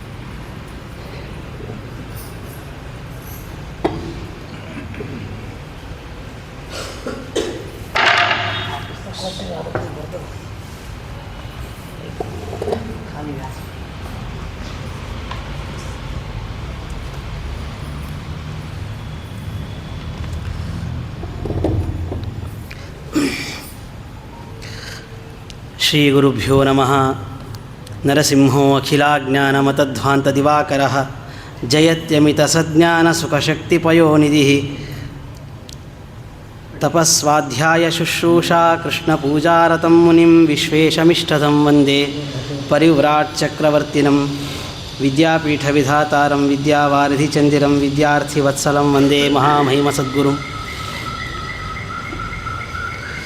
ಪ್ರಾತಸ್ಮರಣೀಯರಾದಂತಹ ಮಹಾನುಭಾವರಾದ ಶ್ರೀ ವಿಶ್ವೇಶತೀರ್ಥ ಶ್ರೀಪಾದಂಗಳವರ ಆರಾಧನಾ ಮಹೋತ್ಸವ ದೇಶ ವಿದೇಶಗಳಲ್ಲಿ ಭವ್ಯವಾಗಿ ಜರುಗುತ್ತಾ ಇದೆ. ಅಂತಹ ಮಹಾನುಭಾವರ ಮಹಿಮೆಯನ್ನು, ಅವರ ಚರಿತ್ರೆಯನ್ನು ನಾವು ಪ್ರತಿನಿತ್ಯದಲ್ಲಿಯೂ ಕೂಡ ಸ್ಮರಣೆ ಮಾಡಬೇಕು. ಅದರಿಂದ ನಾವು ಸಾಧನೆಯನ್ನು ಮಾಡಬೇಕಾದಾಗ ಅಡ್ಡಿಯಾಗುವಂತಹ ಅನೇಕ ವಿಘ್ನಗಳು ದೂರ ಸರಿದು ಆ ಭಗವಂತನ ಅನುಗ್ರಹಕ್ಕೆ ನಾವು ಪಾತ್ರರಾಗುವಂತಹ ಅವಕಾಶವಿದೆ. ಹಾಗಾಗಿ ಅವರ ಕುರಿತಾದಂತಹ ಕೆಲವು ಮಾತುಗಳನ್ನು ನಾವು ವಿಚಾರ ಮಾಡೋದಾದರೆ, ರಾಮಕುಂಜವೆಂಬಂತಹ ಗ್ರಾಮದಲ್ಲಿ ನಾರಾಯಣಾಚಾರ್ಯ ಹಾಗೂ ಕಮಲಮ್ಮ ಎಂಬ ದಂಪತಿಗಳಿಗೆ ಜನ್ಮಿಸಿದಂತಹ ಶ್ರೀ ವೆಂಕಟರಮಣ ಆಚಾರ್ಯರು ಕೇವಲ ತಮ್ಮ 7-8 ವರ್ಷಗಳ ಕಾಲದಲ್ಲಿ ಶ್ರೀ ಪೇಜಾವರ ಶ್ರೀಪಾದಂಗಳವರಾದಂತಹ ವಿಶ್ವಮಾನ್ಯ ತೀರ್ಥ ಶ್ರೀಪಾದಂಗಳವರ ಅನುಗ್ರಹದಿಂದ ಪೇಜಾವರ ಮಠಾಧೀಶರಾದರು. ಯಂತ್ರೋದ್ಧಾರಕನ ಮುಖ್ಯ ಪ್ರಾಣದೇವರ ಸನ್ನಿಧಾನದಲ್ಲಿ ಹಂಪಿ ಕ್ಷೇತ್ರದಲ್ಲಿ ಅವರಿಗೆ ಸನ್ಯಾಸಾಶ್ರಮವಾಗಿದೆ. ಆಶ್ರಮವಾದ ಕೂಡಲೇ ಅವರಿಗೆ ನಾಮಕರಣವನ್ನು ಮಾಡಿದರು ವಿಶ್ವೇಶತೀರ್ಥ ಅಂತ. ವಿಶ್ವೇಶ ತೀರ್ಥ ಅಂತ ಅವರಿಗೆ ನಾಮಕರಣವನ್ನು ಮಾಡಿದರೆ ಅತ್ಯಂತ ಸಾರ್ಥಕವಾದ ನಾಮಕರಣವನ್ನು ಅವರು ಮಾಡಿದ್ದಾರೆ ವಿಶ್ವಮಾನ್ಯ ತೀರ್ಥರು ಅಂತ ನಾವು ಚಿಂತಿಸಬಹುದು. ಯಾಕೆ ಅಂತಂದರೆ, ವಿಶ್ವಸ್ಯ ಚಾಲಕ ಮಿತೀಶ್ವರ ಮರ್ಚತೀಷ್ಟ ವಿಶ್ವಸ್ಯ ಬೋಧಯತಿ ವಿಶ್ವ ಈಶ್ವರ ಭೇದಂ ವಿಶ್ವಸ್ಯ ಸೇವನಮವೈತಿ ವಿಶ್ವಸೇವಾಂ ವಿಶ್ವೇಶತೀರ್ಥ ಇತಿ ಸಾರ್ಥಕ ನಾಮಧತ್ತೆ ಅಂತ. ಸಾಮಾನ್ಯವಾಗಿ ಸಮಗ್ರವಾದ ಈ ಪ್ರಪಂಚಕ್ಕೆ ನಿಯಾಮಕನಾದವನು, ಪ್ರೇರಕನಾದವನು, ರಕ್ಷಕನಾದವನು ಪರಮಾತ್ಮ ಅಂತ ಹೇಳಿ ತಮ್ಮ ಇಡೀ ಜೀವನದಲ್ಲಿ ಅದನ್ನು ಪ್ರತಿಪಾದನೆ ಮಾಡಿದ ಮಹಾನುಭಾವರು ವಿಶ್ವೇಶತೀರ್ಥರು. ಶ್ರೀಮದಾಚಾರ್ಯರ ಸಿದ್ಧಾಂತ, ಮುಖ್ಯವಾದ ಸಿದ್ಧಾಂತ ಪಂಚಭೇದಗಳು, ಜೀವೇಶ್ವರ ಭೇದ, ಜಡಜೀವ ಭೇದ, ಇದನ್ನು ತಮ್ಮ ಜೀವನದ ಉದ್ದಕ್ಕೂ ಕೂಡ ಪ್ರತಿನಿತ್ಯದಲ್ಲಿಯೂ ಕೂಡ ಸಾರಿದ ಮಹಾನುಭಾವರು. ಇದಕ್ಕೆ ಸನ್ಯಾಸಾಶ್ರಮಕ್ಕೆ ಸಂಬಂಧವಿದೆ. ಇಷ್ಟು ಮುಂಚೆ ಆಚಾರ್ಯ ಹೇಳಿದರು. ಸಾಮಾನ್ಯವಾಗಿ ತೆಲುಗುದಲ್ಲಿ ಒಂದು ಮಾತಿದೆ, ಅನ್ನೀ ವದಿಲೇಸಿನ ವಾಡಿನಿ ಸನ್ಯಾಸಿ ಅಂಟಾರು, ಅಂದರೂ ವದಿಲೇಸಿನ ವಾಡು ಸನ್ಯಾಸಿ ಅಂತ. ಎಲ್ಲವನ್ನೂ ಪರಿತ್ಯಾಗ ಮಾಡಿದ ವ್ಯಕ್ತಿ ಅವನು ಸನ್ಯಾಸಿ. ಎಲ್ಲರೂ ಅವನನ್ನು ಬಿಟ್ಟುಬಿಟ್ಟಿದ್ರೆ ಅವನು ಸನ್ಯಾಸಿ ಅಲ್ಲ, ಸನ್ಯಾಸಿ ಅಂತ ಆಗ್ತಾನೆ, ಬೈದಂಗೆ. ಹಾಗೆ ಎಲ್ಲವನ್ನೂ ಬಿಟ್ಟಿರಬೇಕು. ಆದರೆ ಮಹಾಸ್ವಾಮಿಗಳವರು ಪ್ರತಿನಿತ್ಯದಲ್ಲಿಯೂ ಕೂಡ ಜನರ ಮಧ್ಯದಲ್ಲಿ ಹೇಗೆ ಅವರು ಎಷ್ಟು ಚಟುವಟಿಕೆಯಿಂದ ಇರ್ತಾರೆ, ಎಷ್ಟು ಲವಲವಿಕೆಯಿಂದ ಇರ್ತಾರೆ, ಅಷ್ಟೇ ಲವಲವಿಕೆಯಿಂದ ಅವರ ಶಿಷ್ಯರ ಸಮುದಾಯದಲ್ಲಿ, ಪಂಡಿತರ ವರ್ಗದಲ್ಲಿಯೂ ಕೂಡ ಅಷ್ಟೇ ಉತ್ಸಾಹದಿಂದ ಬೆರೀತಾ ಇದ್ದರಂತೆ. ಅನೇಕ ದೃಷ್ಟಾಂತಗಳನ್ನು ನಾವು ಅವರ ಜೀವನದಲ್ಲಿ, ಅವರು 1 ವರ್ಷ 2 ವರ್ಷ ಇಲ್ಲ, 88-89 ವರ್ಷದಲ್ಲಿದ್ದಾರೆ. ಅದ್ಭುತವಾದಂತಹ ಜೀವನವನ್ನು, ವೇದಾಂತ ಸಾಮ್ರಾಜ್ಯವನ್ನು ಆಳಿದ ಮಹಾನುಭಾವರು. ಹಾಗಾಗಿ ಅವರು ಆಶ್ರಮವನ್ನು ಸ್ವೀಕಾರ ಮಾಡಿ ವಿಶೇಷವಾಗಿ ತತ್ವಪ್ರಚಾರವನ್ನು ಮಾಡ್ತಾ ತಮ್ಮ ನಾಮವನ್ನು ಸಾರ್ಥಕ ಮಾಡಿಕೊಳ್ತಾ ಇರಬೇಕಾದ ಸಂದರ್ಭದಲ್ಲಿ ಅವರು ವಿದ್ಯಾಭ್ಯಾಸವನ್ನು ಶ್ರೀ ವಿದ್ಯಾಮಾನ್ಯತೀರ್ಥ ಶ್ರೀಪಾದಂಗಳವರ ಬಳಿ ಮಾಡ್ತಾರೆ. 8 ವರ್ಷಗಳ ಕಾಲ ಅವರ ವಿದ್ಯಾಭ್ಯಾಸ, ಅದ್ಭುತವಾದ ವಿದ್ಯಾಭ್ಯಾಸವನ್ನು ಅವರು ಮಾಡ್ತಾರೆ. ಅನೇಕ ವಿಚಾರಗಳನ್ನು ಅವರು ಗುರುಗಳ ಮುಖದಿಂದ ತಿಳಿದುಕೊಂಡು ಜಗತ್ತಿಗೆ ಉಪದೇಶ ಮಾಡಿದ್ದಾರೆ. ಅವರು ಕೇವಲ ಶಾಸ್ತ್ರಪಾಠವನ್ನಷ್ಟೇ ತಿಳ್ಕೊಳ್ತಾ ಇದ್ದರು, ಅವರು ಹೇಳಿದ ಪಾಠವನ್ನಷ್ಟೇ ತಿಳ್ಕೊಳ್ತಾ ಇದ್ದರು ಅಂತಲ್ಲ. ಇವರ ಆನ್ಹೀಕದ ಸಮಯದಲ್ಲಿ ಹರಿದಾಸ ಭಟ್ಟರು, ಇವರೇ ಮೊದಲಾದಂತಹ ಮಹಾ ಆಚಾರ್ಯರು ಪ್ರತಿನಿತ್ಯದಲ್ಲಿಯೂ ಮಹಾಭಾರತ, ರಾಮಾಯಣ, ಭಾಗವತ ಇತ್ಯಾದಿ ಶ್ಲೋಕಗಳ ಪಾರಾಯಣವನ್ನು, ಸತ್ಕಥಾ ಶ್ರವಣವನ್ನು ಮಾಡಿಸ್ಬೇಕಂತೆ. ಅವರು ಪ್ರವಚನವನ್ನು ಹೇಳ್ತಾ ಇರಬೇಕು ಅಥವಾ ಪಾರಾಯಣವನ್ನು ಮಾಡ್ತಾ ಇರಬೇಕು, ಇವರು ಆನ್ಹಿಕವನ್ನು ಮಾಡಬೇಕು. ಕೇವಲ ಅವರು ಪಾರಾಯಣವನ್ನು ಮಾಡುವ ಆ ಶ್ಲೋಕಗಳನ್ನು ಒಂದು ಬಾರಿ ಕೇಳಿದ ಮಾತ್ರಕ್ಕೆ ಪೇಜಾವರ ಶ್ರೀಪಾದಂಗಳವರಿಗೆ, ಅರ್ಥಾತ್ ವಿಶ್ವೇಶತೀರ್ಥ ಶ್ರೀಪಾದಂಗಳವರಿಗೆ ಅದು ಮನಪಾಠವಾಗಿ ಬಿಡ್ತಂತೆ. ಒಂದು ಸತಿ ಕೇಳಿದ್ರೇನೆ. ಏಕಸಂಥಾಗ್ರಾಹಿ ಅಂತಾರಲ್ಲ, ಈಗ ಆ ವರ್ಡೇ ಇಲ್ಲ, ಡಿಕ್ಷನರಿ ನೋಡ್ಕೋಬೇಕಷ್ಟೇ. ಏಕ ಅಂದರೆ ಏನು, ಸಂಥಾಗ್ರಾಹಿ ಏನಿಲ್ಲ. ಹಾಗಾದರೆ ಏಕಸಂಥಾಗ್ರಾಹಿತ್ವ ಅದೊಂದು ದೊಡ್ಡದಾದಂತಹ ಗುಣ, ಅತ್ಯಂತ ತೀಕ್ಷ್ಣ ಬುದ್ಧಿ, ಕುಶಾಗ್ರ ಬುದ್ಧಿಯುಳ್ಳಂತಹ ಮಹಾನುಭಾವರಿಗೆ ಇರಬೇಕಾದಂತಹ ಲಕ್ಷಣ. ಹಾಗೆ ಒಂದು ಸತಿ ಕೇಳಿದ ಮಾತ್ರಕ್ಕೆ ಅವರಿಗೆ ಆ ಶ್ಲೋಕಗಳು ಅರ್ಥ ಸಮೇತ ಅವರಿಗೆ ಗೋಚರವಾಗ್ತಾ ಇತ್ತು ಅಂತಂದರೆ ಅವರ ಬುದ್ಧಿಮಟ್ಟವನ್ನು ನಾವು ಅರ್ಥವನ್ನು ಮಾಡಿಕೊಳ್ಳಬಹುದು. ಒಂದು ಸಂದರ್ಭದಲ್ಲಿ ವಿದ್ಯಾಮಾನ್ಯ ತೀರ್ಥ ಶ್ರೀಪಾದಂಗಳವರ ಹತ್ತಿರ ಇವರು ವಿದ್ಯಾಭ್ಯಾಸವನ್ನು ಮಾಡುವ ಸಂದರ್ಭದಲ್ಲಿ ಮಹಾಮಹೋಪಾಧ್ಯಾಯರಾದಂತಹ ಅನಂತಕೃಷ್ಣ ಶಾಸ್ತ್ರಿಗಳು ಬರ್ತಾರೆ. ಅದ್ವೈತ ತತ್ವಸುಧಾ ಅಂತ ದೊಡ್ಡ ಗ್ರಂಥವನ್ನು ಬರೆದಂತಹ ಅದ್ವೈತ ಪಂಡಿತರು, ಮಹಾನುಭಾವರು, ದೊಡ್ಡ ಪಂಡಿತರು. ಅವರು ವಿದ್ಯಾಮಾನ್ಯರಿಗೆ ಭೇಟಿಯಾಗಬೇಕು ಅಂತ ಬರ್ತಾರೆ. ಆಗ ತಾನೇ ಸನ್ಯಾಸಾಶ್ರಮವನ್ನು ತೆಗೆದುಕೊಂಡಿರ್ತಾರೆ ವಿಶ್ವೇಶತೀರ್ಥ ಶ್ರೀಪಾದಂಗಳವರು. ಒಂದು 13-14 ವರ್ಷದ ಹುಡುಗ ಅಂತ ಇಟ್ಕೊಳ್ಳೋಣ. ಆ ಸಂದರ್ಭದಲ್ಲಿ ಅವರು ಯುಕ್ತಿ ಮಲ್ಲಿಕಾ ಪುಸ್ತಕವನ್ನು ಓದ್ತಾ ಇದ್ದರು. ಆ ಓದುವ ಸಂದರ್ಭದಲ್ಲಿ ಏನು ಪುಸ್ತಕ ಅದು ಅಂತ ಇವರು ಕೂಡ ಯಾರು ಅನಂತಕೃಷ್ಣ ಶಾಸ್ತ್ರಿಗಳು ಇಸ್ಕೊಂಡ್ರಂತೆ. ಓದಬೇಕಾದಾಗ ಅನೇಕ ಅದ್ವೈತ ಮತಕ್ಕೆ ಸಂಬಂಧಪಟ್ಟ ಅನೇಕ ದೋಷಗಳನ್ನು ವಾದಿರಾಜ ಶ್ರೀಮಚ್ಚನರು ವಿಶೇಷವಾಗಿ ನಿರೂಪಣೆ ಮಾಡಿದ್ದಾರೆ. ಅದ್ಭುತವಾದ ಗ್ರಂಥ. ನೋಡಿದ ಕೂಡಲೇ ನಮ್ಮ ಮತಕ್ಕೆ ಇಷ್ಟೆಲ್ಲ ದೋಷಗಳನ್ನು ಅವರು ನಿರೂಪಣೆ ಮಾಡಿದ್ದಾರಲ್ಲ ಅಂತ ಸ್ವಲ್ಪ ಮನಸ್ಸಿಗೆ ಬೇಜಾರಾಯಿತು. ಯಾವುದೋ ಒಂದು ದೋಷವನ್ನು ಇವರು ಕೊಟ್ಟಿದ್ದಾರೆ, ಇದು ಸರಿಯಲ್ಲ ಅಂತ ವಾದಕ್ಕಿಳಿದರು. ಯಾರ ಜೊತೆ? ವಿದ್ಯಾಮಾನ್ಯರ ಜೊತೆ ಅಲ್ಲ, ವಿಶ್ವೇಶತೀರ್ಥರ ಜೊತೆ. ವಿಶ್ವೇಶತೀರ್ಥರಿಗೆ 15-14 ವರ್ಷ. ಅವರು ಅವ್ರ ಜೊತೆ ವಾದವನ್ನು ಮಾಡ್ತಾರೆ. 70-60 ವರ್ಷದ ಒಬ್ಬ ವೃದ್ಧ ಅದ್ವೈತ ಪಂಡಿತರು, ಮಹಾಪಂಡಿತರವರು. ತರ್ಕ, ವ್ಯಾಕರಣ, ವೇದಾಂತ, ಮೀಮಾಂಸಗಳಲ್ಲಿ ಅದ್ಭುತವಾದ ಪಾಂಡಿತ್ಯ ಅವರಿಗೆ. ಅವರ ಜೊತೆ ಇವರು ವಾದ ಮಾಡ್ತಾರೆ. ಅವರು ಹೇಳುವ ಎಲ್ಲ ಅನುಪತ್ತಿಗಳಿಗೂ ಉತ್ತರವನ್ನು ಇವರು ಕೊಡ್ತಾರೆ. ಯಾರು? ವಿಶ್ವೇಶತೀರ್ಥರು. ವಿಶ್ವೇಶತೀರ್ಥರು ಕೇಳಿದ ಪ್ರಶ್ನೆಗಳಿಗೆ ಅವರಿಗೆ ಉತ್ತರ ಕೊಡಲಿಕ್ಕಾಗೋದಿಲ್ಲ. ಯಾವಾಗ? ಅವರಿಗೆ 14 ವರ್ಷ ಇದ್ದಾಗ. ಸರಿ, ಸ್ವಲ್ಪ ಹೊತ್ತಾಯಿತು. 5 ಗಂಟೆಗೆ ಈ ರೀತಿಯಾದ ಚರ್ಚೆ ಆಯಿತು. ಅವರೆಲ್ಲ ವಿಚಾರ ಮಾಡಿ 8 ಗಂಟೆಗೆ ಮತ್ತೆ ಚಿಕ್ಕ ಸ್ವಾಮಿಗಳಿಗೆ, ಅರ್ಥಾತ್ ವಿಶ್ವೇಶತೀರ್ಥರಿಗೆ ಕೇಳಿದರು, ಈ ರೀತಿಯಾಗಿ ನೀವು ಕೇಳಿದ ಪ್ರಶ್ನೆಗೆ ಉತ್ತರವನ್ನು ನೀಡಲಿಕ್ಕೆ ಬರುತ್ತೆ ಅಂತ. ಇದು ಸರಿ ಹೋಗೋದಿಲ್ಲ, ಹಿಂಗೆ ಅನುಪತ್ತಿ ಬರ್ತದೆ ಅಂತ ಆಗಿಂದಾಗೆ ಮತ್ತೆ ಅವರು ದೋಷಗಳನ್ನು ಕೊಡಲಿಕ್ಕೆ ಶುರು ಮಾಡಿದ್ರು. ಅದೊಂದು ತಾಸು ಹೋಯ್ತು. 9:30 ತನಕ ಇದಾಯಿತು. ಆಯಿತು ಅಂತ ಮತ್ತೆ ಹೋದರು. ಮತ್ತೆ ಸ್ವಲ್ಪ ಹೊತ್ತು ವಿಚಾರ ಮಾಡಿಕೊಂಡು ಆ ಗ್ರಂಥ ಈ ಗ್ರಂಥ ವಿಚಾರ ಮಾಡಿ ತಮ್ಮ ಬುದ್ಧಿಯನ್ನು ಶೋಧಿಸಿಕೊಂಡು ಮತ್ತೆ ಕೆಲವು ಉತ್ತರಗಳನ್ನು ತೆಗೆದುಕೊಂಡು 11:00 ಬಂದರೆ, ರಾತ್ರಿ 11:00 ಆಗಿದೆ. ವಿಶ್ವೇಶತೀರ್ಥರು ಮಲಗಿಕೊಂಡಿದ್ದರು. ಎಬ್ಬಿಸಿ ನಿಮ್ಮ ಪ್ರಶ್ನೆಗೆ ಹೀಗೆ ಉತ್ತರವನ್ನು ಕೊಡ್ತೀವಿ ನಾವು ಅಂತಂದರೆ ಇದೂ ಸರಿ ಹೋಗೋದಿಲ್ಲ. ನೋಡಿರಿ, ನಿದ್ದೆದ್ದ ವ್ಯಕ್ತಿಗೆ ಸ್ವಲ್ಪ ವಿವಶನಾಗಿರ್ತಾನೆ. ಅವನಿಗೆ ಅಷ್ಟು ಸಡನ್ನಾಗಿ ಏನೋ ಒಂದು ಕೇಳಿದರೆ ನೆನಪಾಗೋದಿಲ್ಲ. ಅಷ್ಟಿದ್ರೂ ಹಾಗೆ ಮಲಗಿ ಎದ್ದಂತಹ ವ್ಯಕ್ತಿ ಅವರು ಕೇಳಿದ ಎಲ್ಲ ಆಕ್ಷೇಪಗಳಿಗೆ ಸರಿಯಾಗಿ ಉತ್ತರವನ್ನು ಕೊಡ್ತಾನೆ, ಮತ್ತೆ ಪ್ರಶ್ನೆ ಮಾಡ್ತಾನೆ. ಆ ಪ್ರಶ್ನೆಗಳಿಗೆ ಉತ್ತರ ಸಿಗೋದಿಲ್ಲ. ಈ ಹುಡುಗನ ಕೈಯಲ್ಲಿ ನನಗೆ ಪರಾಜಯ ಬಂತಲ್ಲ ಅಂತ ಅವರು ವಿಚಾರ ಮಾಡಿ ಬೆಳಗಿನ ಜಾವ ಯಾರಿಗೂ ಕೇಳದೆ ಅವರು ಊರಿಗೆ ಹೋಗಿಬಿಟ್ರಂತೆ. 5 ಗಂಟೆ ಬಸ್ಸಿಗೆ ತಾವು ತಮ್ಮ ಊರಿಗೆ ಹೋಗಿಬಿಟ್ಟಿದ್ದಾರೆ.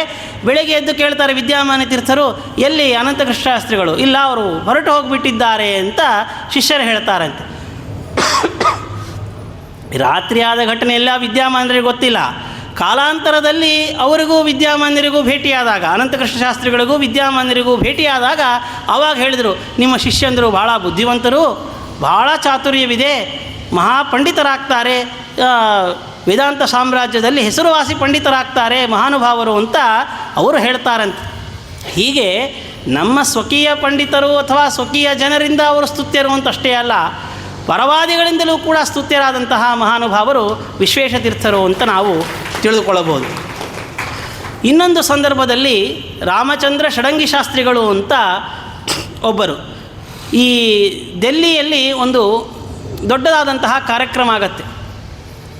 ವಿದ್ಯಾಮಾನ್ಯ ತೀರ್ಥ ಶ್ರೀಪಾದಂಗಳವರು ತಾವು ಅಧ್ಯಕ್ಷ ಸ್ಥಾನವನ್ನು ವಹಿಸಿ ಲೋಕ ಕಲ್ಯಾಣಕ್ಕಾಗಿ 1000 ಯಜ್ಞವನ್ನು ಮಾಡಿಸ್ತಾರೆ. 1000 ಯಜ್ಞಗಳನ್ನು ಮಾಡಿಸ್ತಾರೆ. ಅದರಲ್ಲಿ ಅನೇಕ ಜನ ಬೇರೆ ಬೇರೆ ಮತದವರು ಕೂಡ ಅನೇಕ ಜನ ಆ ಕಾರ್ಯಕ್ರಮಕ್ಕೆ ಬಂದು ಕೆಲವು ಶಾಸ್ತ್ರ ವಿಚಾರಗಳನ್ನು ಜನರ ಜೊತೆಗೆ ಹಂಚಿಕೊಂಡು ತಾವು ಮತ್ತು ವಿರಾಮವನ್ನು ಪಡಿತಾ ಇದ್ದರು. ಆ ಸಂದರ್ಭದಲ್ಲಿ ಷಡಂಗ ಶಾಸ್ತ್ರಿಗಳು ಅಂತ ಒಬ್ಬ ಮಹಾಪಂಡಿತರು, ಕಾಶಿಯಲ್ಲಿ ಅಭ್ಯಾಸವನ್ನು ಮಾಡಿದ ಮಹಾನುಭಾವರು. ಅವರು ಕೂಡ ವಿಶೇಷವಾಗಿ ತರ್ಕಶಾಸ್ತ್ರದಲ್ಲಿ ಎತ್ತಿದ ಕೈ. ಹಾಗಾಗಿ ತರ್ಕಶಾಸ್ತ್ರದ ರೀತಿಯ ಅವರು ಅನೇಕ ವಿಧವಾದಂತಹ ಪೂರ್ವಪಕ್ಷವನ್ನು ಮಾಡ್ತಾರೆ. ಅವರು ಮಾಡಿದ ಪೂರ್ವಪಕ್ಷಕ್ಕೆ ಸರಿಯಾಗಿ ಉತ್ತರವನ್ನು ನೀಡಲಿಕ್ಕೆ ಸಮರ್ಥರಾದವರು ಯಾರೂ ಇರೋಂಗಿಲ್ಲ.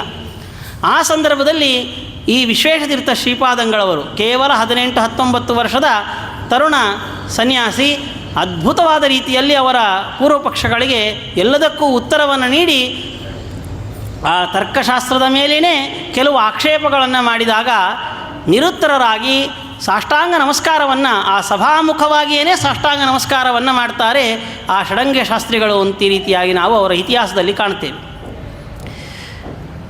ಅವರು ಅನೇಕ ವಿಧವಾದಂತಹ ಕಾರ್ಯಗಳನ್ನು ಮಾಡಿದ್ದಾರೆ. ಅವರು ಪ್ರತಿಯೊಂದು ಅವರ ಲೇಖನ ಶಕ್ತಿಯೂ ಹಾಗೆ. ಅವರು ಗೀತಾ ಪ್ರವಚನವನ್ನು ಮಾಡ್ತಾಯಿದ್ರು. ಗೀತಾ ಸಾರೋದ್ಧಾರ ಅಂತ ಒಂದು ಗ್ರಂಥವನ್ನು ಬರೆದಿದ್ದಾರೆ.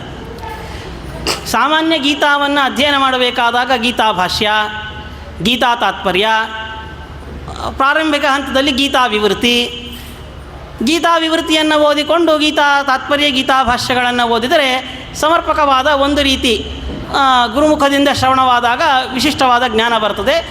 ತಾನೇ ಓದಿದರೆ ಅಪಾರ್ಥಗಳು ಆಗಬಹುದು ಸಂದರ್ಭಗಳಿವೆ. ಆದರೆ ಈ ಮೂರೂ ಗ್ರಂಥಗಳನ್ನು ಓದಲಿಕ್ಕೆ ಸಮಯವಿಲ್ಲ ಅಂತಂದರೆ ಗೀತಾ ಸಾರೋದ್ಧಾರ ಓದಿದರೆ ಸಾಕು. ಈ ಎಲ್ಲ ವಿಷಯಗಳನ್ನು ಕೂಡ ಸಂಗ್ರಹ ಮಾಡಿ ಅದ್ಭುತವಾದ ನಿರೂಪಣೆಯನ್ನು ಮಹಾಸ್ವಾಮಿಗಳು ಮಾಡ್ತಾರೆ. ಎಲ್ಲ ಸಾರ್ವಜನಿಕರಿಗೆ ಅನುಕೂಲವಾಗೋದಕ್ಕಾಗಿ ಅವರು ಅಖಿಲ ಮಾಧ್ವ ಮಹಾಮಂಡಲಿ ಅಂತ ಒಂದು ಸ್ಥಾಪನೆ ಮಾಡಿದರು. ತತ್ವವಾದ ಎಂಬಂತಹ ಒಂದು ಮಾಸಪತ್ರಿಕೆಯನ್ನು ರೆಡಿ ಮಾಡಿದ್ದಾರೆ.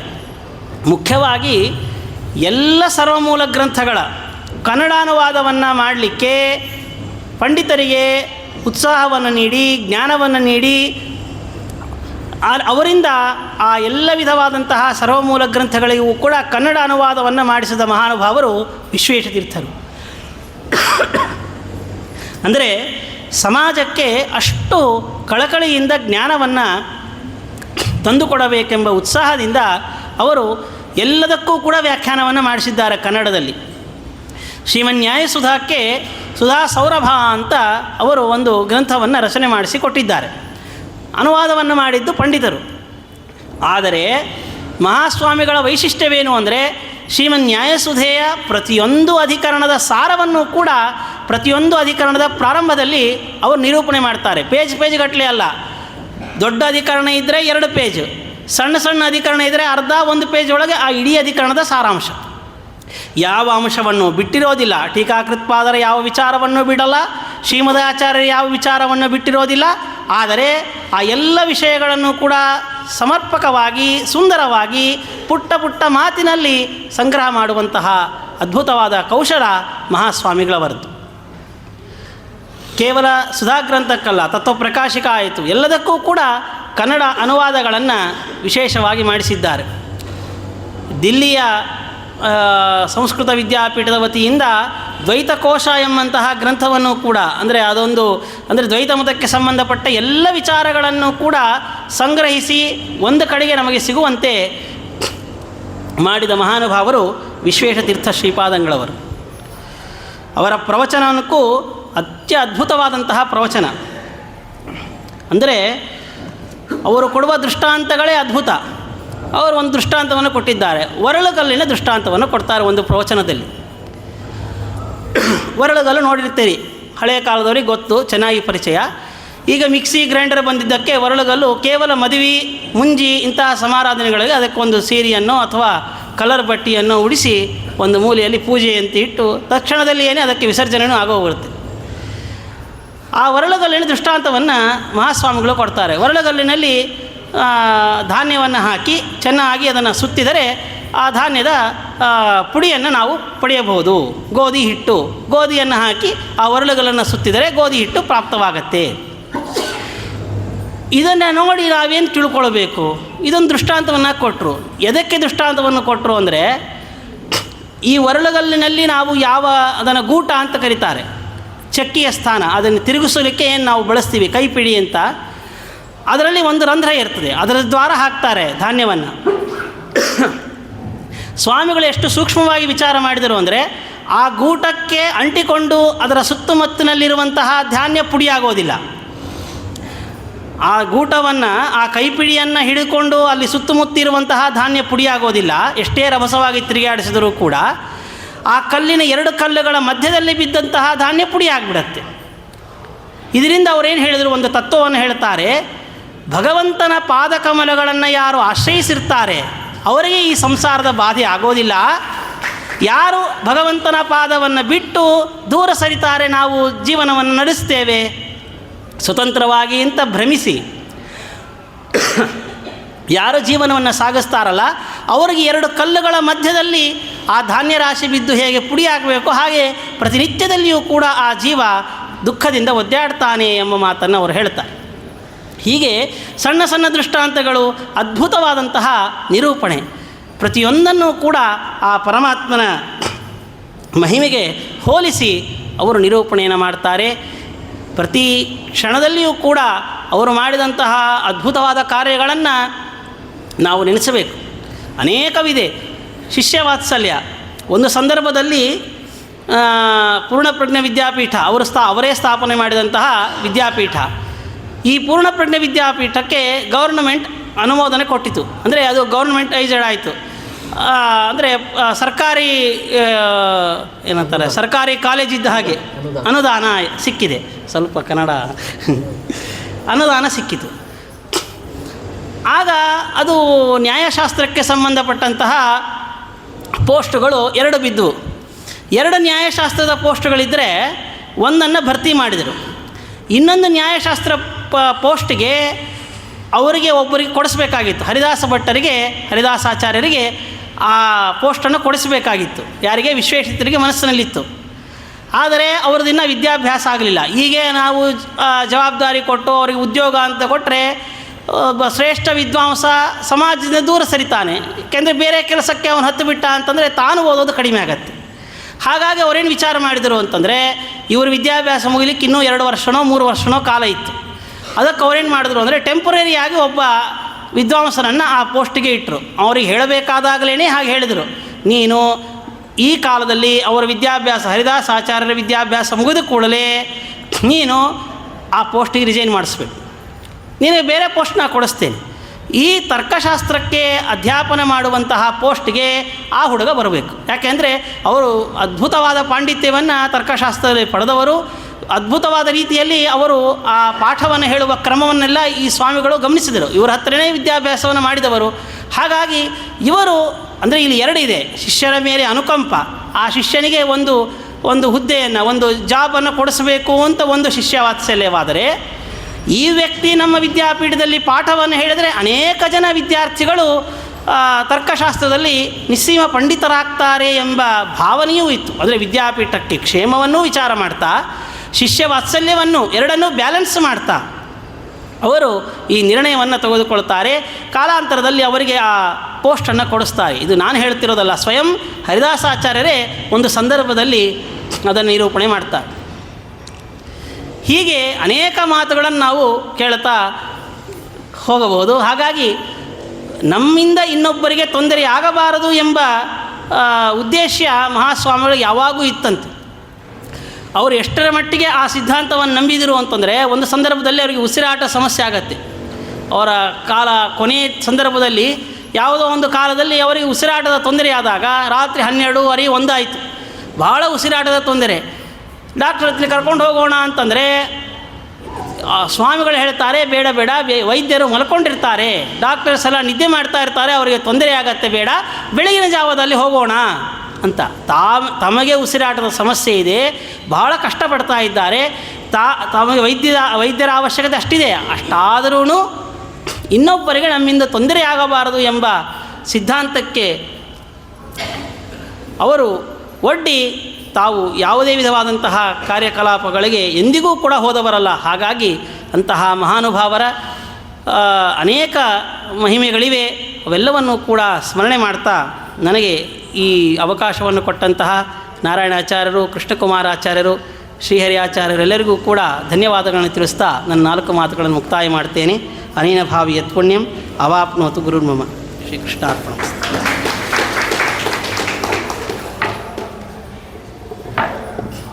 ಪ್ರಾಯ ಪೂಜ್ಯ ಶ್ರೀಪಾದಂಗಳವರ ಮಹಿಮೆಗಳ ಬಗ್ಗೆ ಹೇಳ್ತಾ ಕೂತ್ಕೊಂಡ್ರೆ ಮುಗಿಯೋದಿಲ್ಲ ಅದು. ಯಾಕೆಂದರೆ 80 ವರ್ಷದ ಸಾಧನೆಯನ್ನು ನಾವು 1 ಗಂಟೆಯಲ್ಲಿ ಹೇಳಲಿಕ್ಕೆ ಹೇಗೆ ಸಾಧ್ಯವೇ ಇಲ್ಲ. ಆದರೂ ಕೂಡ ಕೆಲವು ಅವರ ಮಹಿಮೆಗಳನ್ನು ಸ್ಮರಣೆ ಮಾಡೋದರ ಮೂಲಕ ನಮ್ಮನ್ನು ನಾವು ಕೃತಕೃತ್ಯರನ್ನಾಗಿ ಮಾಡಿಕೊಳ್ಳುವಂತಹ ಪ್ರಸಂಗ.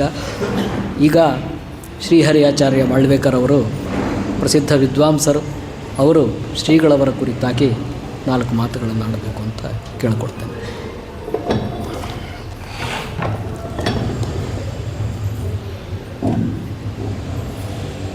ಶ್ರೀ ಗುರುಭ್ಯೋ ನಮಃ. ಹರಿ ಓಂ.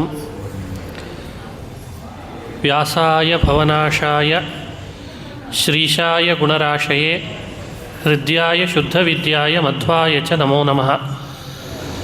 ತಪಸ್ವಾಧ್ಯಾಯ ಶುಶ್ರೂಷಾ ಕೃಷ್ಣಪೂಜಾರತಂ ಮುನಿಂ ವಿಶ್ವೇಶಮಿಷ್ಟದಂ ವಂದೇ ಪರಿವ್ರಾಟ್ ಚಕ್ರವರ್ತಿನಂ. ಪರಮಪೂಜ್ಯ ಪೇಜಾವರ ಮಠಾಧೀಶರಾದ ಶ್ರೀ ವಿಶ್ವೇಶತೀರ್ಥ ಶ್ರೀಪಾದಂಗಳವರ ಆರಾಧನಾ ಮಹೋತ್ಸವದಲ್ಲಿ ನೆರೆದಂಥ ವಿದ್ವಾಂಸರನ್ನು ನಮಸ್ಕರಿಸಿ ಬಂದಂಥ ಎಲ್ಲ ಭಗವದ್ಭಕ್ತರನ್ನು ಅಭಿನಂದಿಸಿ 2 ಮಾತುಗಳನ್ನು ಹೇಳ್ತಾ ಇದ್ದೇನೆ. ಶ್ರೀಕೃಷ್ಣ ಭಗವದ್ಗೀತೆಯಲ್ಲಿ ಅರ್ಜುನನಿಗೆ ಅತ್ಯುತ್ತಮವಾದ ಸಾರ್ವಕಾಲಿಕವಾದ ಉಪದೇಶವನ್ನು ಮಾಡಿದ. ಎಲ್ಲರ ಉಪಯೋಗಕ್ಕಾಗಿ, ಪ್ರತಿಯೊಬ್ಬ ಸಾಮಾನ್ಯನ ಉಪಯೋಗಕ್ಕಾಗಿ ಉಪದೇಶ ಮಾಡಿದ. ಶ್ರೀಕೃಷ್ಣನ ಅವತಾರ ಆಗಿ ಸರಿಸುಮಾರು 5,000 ವರ್ಷಗಳಷ್ಟು ಕಾಲ ನಾವು ಕಳೆದ್ವಿ. ಕಾಲ ಕಳೆದಾಗ ಪ್ರಾಯ ಭೂಮಿಯಲ್ಲಿ ಶ್ರೀಕೃಷ್ಣ ಪರಂಧಾಮಕ್ಕೆ ಹೋದ ಮೇಲೆ ಪುನಃ ಎಲ್ಲೆಡೆಯಲ್ಲಿ ಅಧರ್ಮ ತಾಂಡವಾಡಲಿಕ್ಕೆ ಶುರುವಾಯಿತು. ಧರ್ಮದ ಸ್ಥಾಪನೆ ಹೇಗಿನ್ನು ಅಂತ ಸಜ್ಜನರಲ್ಲಿ ಕಳವಳ ಪ್ರಾರಂಭ ಆಯಿತು. ಇನ್ಯಾರು ನಮ್ಮನ್ನು ಉದ್ಧರಿಸಬೇಕು ಅಂತ ಬಹಳ ಸಜ್ಜನ ಜಗತ್ತು ಕಳವಳದಿಂದ, ಭಯದಿಂದ ಧರ್ಮ ಏನಾಗಿಬಿಡ್ತದೋ ಅಂತಂದಾಗ ಆ ಶ್ರೀಕೃಷ್ಣನೇ ಪ್ರಾಯ ನಮ್ಮೆಲ್ಲರ ಮೇಲೆ ಅನುಕಂಪದಿಂದ ತನ್ನದೇ ಸನ್ನಿಧಾನ ಇಟ್ಟು ರಾಮಕುಂಜದಲ್ಲಿ ವಿಶ್ವೇಶತೀರ್ಥರನ್ನು ತರಿಸಿದ ಅಂತ ಭಾವಿಸಬೇಕು. ಅಹೋ ಮಹಃ ದಿವಃ ಪನ್ನಂ ಅಂತ ಒಬ್ಬರು ಹಿರಿಯರು ಹೇಳಿದ ಮಾತು. ಆಕಾಶದಿಂದ ಆಗಾಗ ಬೀಳ್ತದಂತೆ ನಕ್ಷತ್ರ. ಯಾವಾಗಲೂ ಬೀಳ್ತದ ಆಕಾಶದಿಂದ ನಕ್ಷತ್ರ? ಯಾವಾಗಲೂ ಬೀಳಲ್ಲ, ಯಾವಾಗಲೋ ಒಮ್ಮೊಮ್ಮೆ ಬೀಳ್ತದೆ. ಯಾವಾಗಲೋ ಒಮ್ಮೊಮ್ಮೆ ಬಿದ್ದಾಗ ಆ ಬೀಳುವ ಘಳಿಗೆ ಅದೊಂದು ಪರ್ವನೇ ಆಗಿರ್ತದೆ.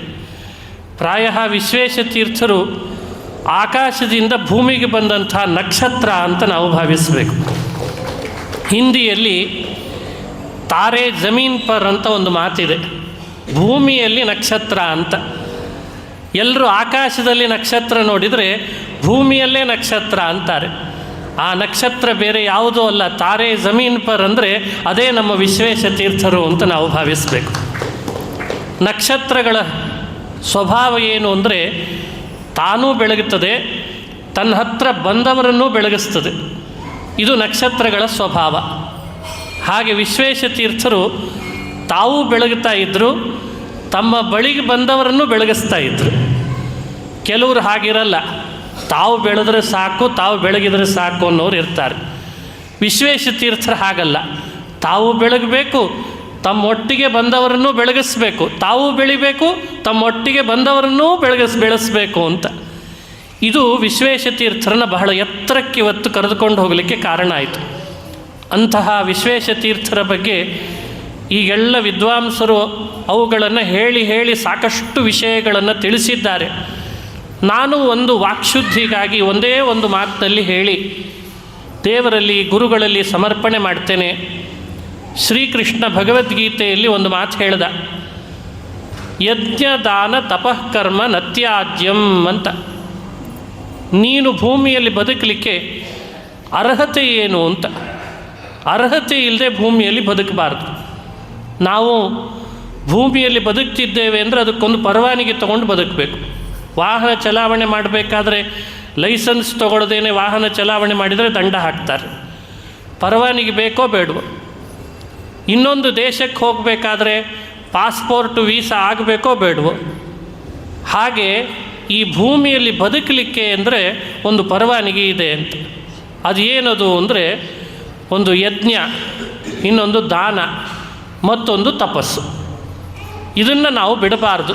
ಇದು ವಿಶ್ವೇಶ ತೀರ್ಥರೇ ಹೋದಲ್ಲೆಲ್ಲ ಕೊಡ್ತಾ ಇದ್ದಂತಹ ಪ್ರವಚನ. ಶ್ರೀ ಸಾಮಾನ್ಯನೂ ಕೂಡ ತಾನು ಭೂಮಿಯಲ್ಲಿದ್ದು ಬದುಕಬೇಕಾದ್ರೆ ಈ ಮೂರನ್ನು ಬಿಡ್ತಕ್ಕದ್ದಲ್ಲ ಅಂತಿದ್ರಂತೆ. ಎಲ್ಲರೂ ಇದನ್ನು ಕೇವಲ ಒಂದು ಗುಂಪಿನವ್ರು ಮಾಡಬೇಕು ಅಂತ ಅಭಿಪ್ರಾಯ ತಿಳಿಬಾರ್ದು ಅಂತ ಇದ್ದರು ಅವರು.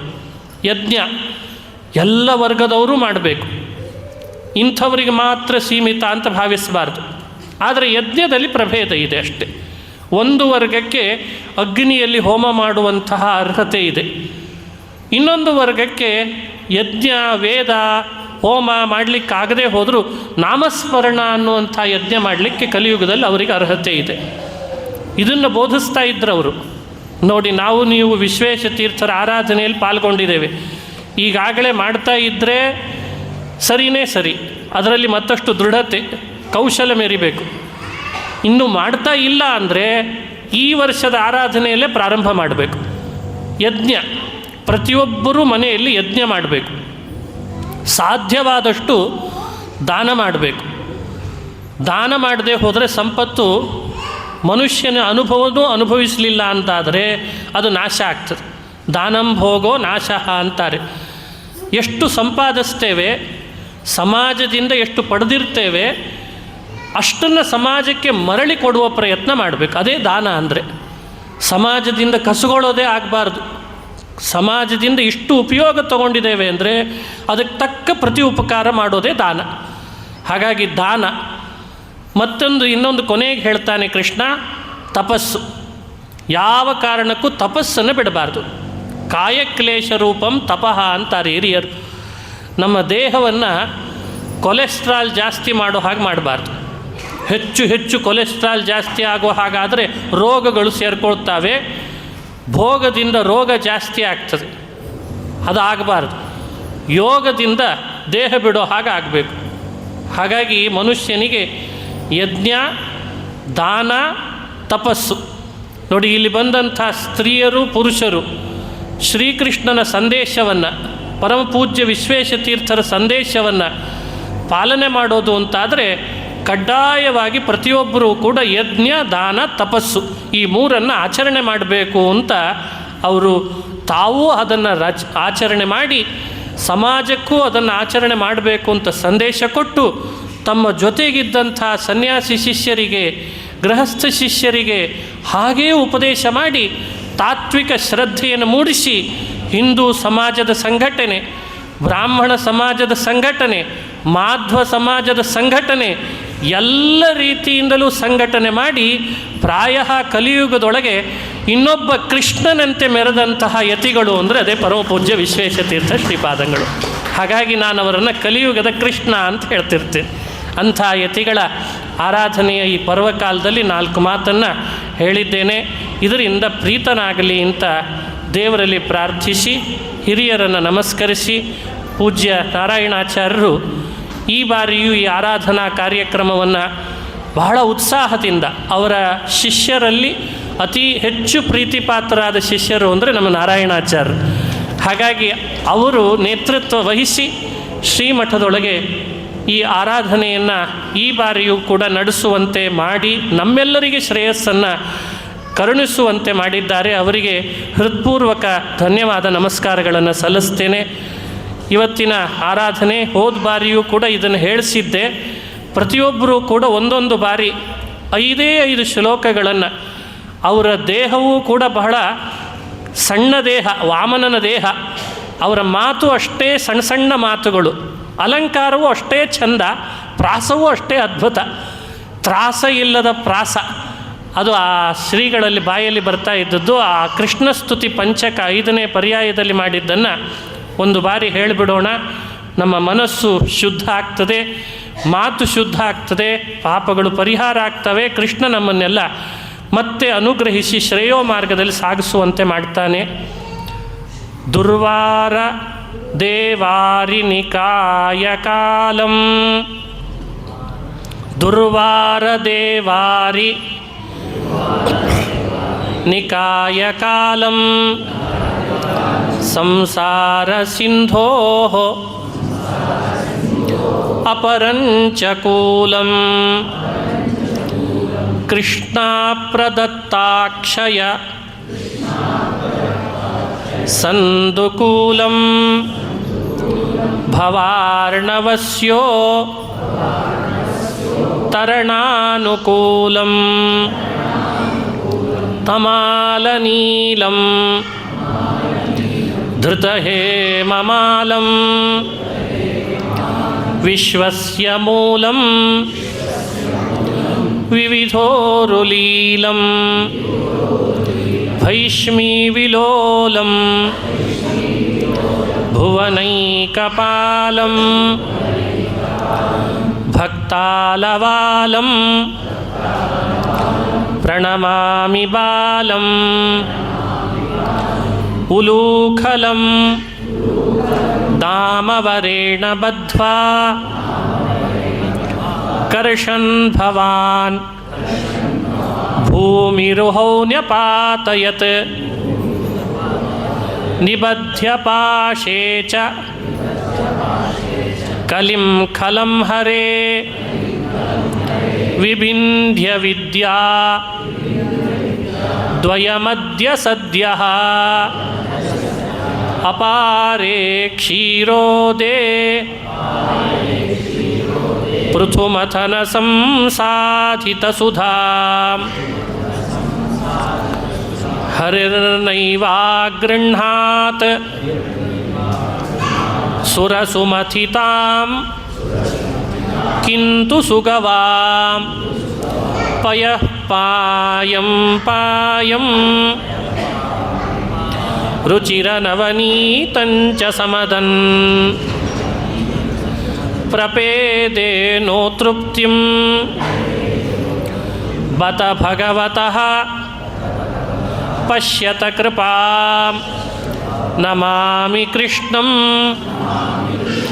ಪ್ರವಿಲುಪ್ತತೃಪ್ತಂ ತೃಷ್ಣಂ ಪ್ರವಿಲುಪ್ತತೃಷ್ಣಂ ಸ್ಮರಾಮಿ ಬಾಲಂ ಮನಸಾ ಸದಾಲಂ ಭಜಾಮಿ ದೇವಂ ದುರಿತೌಘದಾವಂ ದಯಾಭಿರಾಮಂ ದಯಿತಂ ನಿಕಾಮಂ ಪಂಚಮೇ ಸ್ವೀಯ ಪರ್ಯಾಯ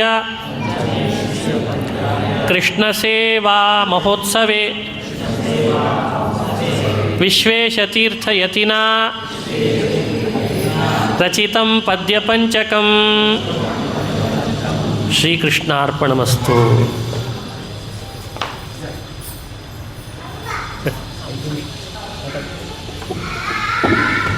ವ್ಯಾಸರಾಜ ಮಠದ ಮೇಲಿನ ತಿರುಮಲ ಕ್ಷೇತ್ರದಲ್ಲಿ ಶ್ರೀನಿವಾಸನನ್ನು ನಿತ್ಯ ದರ್ಶನ ಮಾಡಿ ಬರುವ ಶ್ರೀ ವಿಜಯೇಂದ್ರಾಚಾರ್ಯ ಚೆನ್ನೈಯವರು ಬಂದಿದ್ದಾರೆ.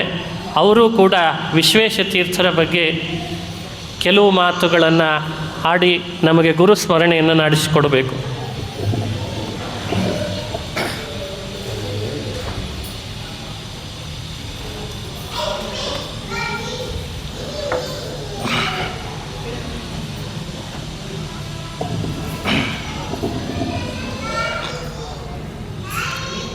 ಶ್ರೀ ಗುರುಭ್ಯೋ ನಮಃ.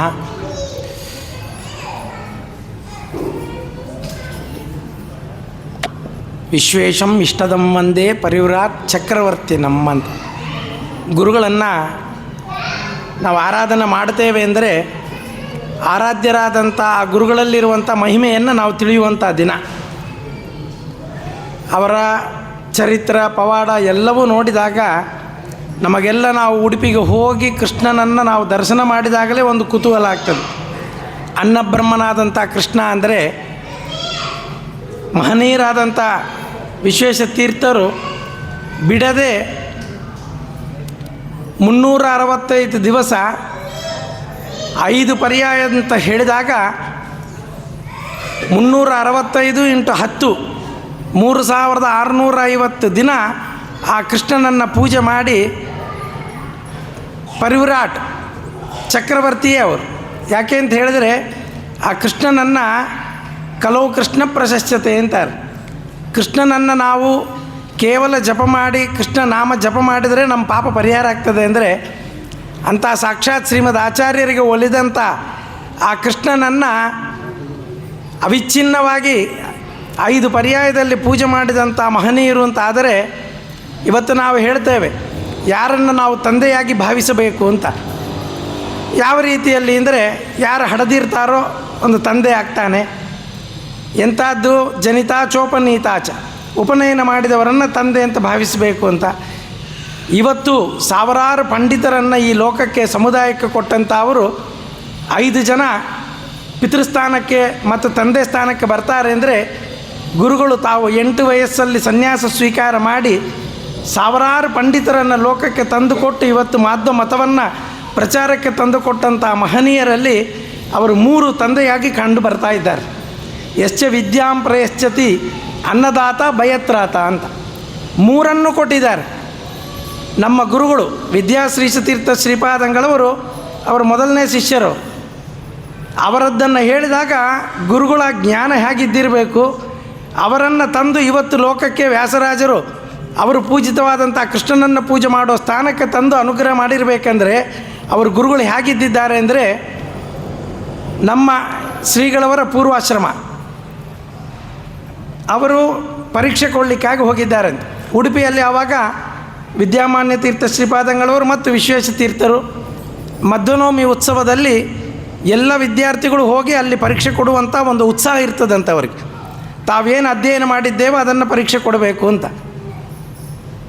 ಪ್ರಹ್ಲಾದಾಚಾರ ಆಗಿದ್ದಾಗ ಸಪ್ತಮಿ ದಿನ ಹೋಗಿದ್ದಾರಂತೆ, ಪರೀಕ್ಷೆ ಕೊಡಲಿಕ್ಕೆ ಆಗಲಿಲ್ಲಂತೆ.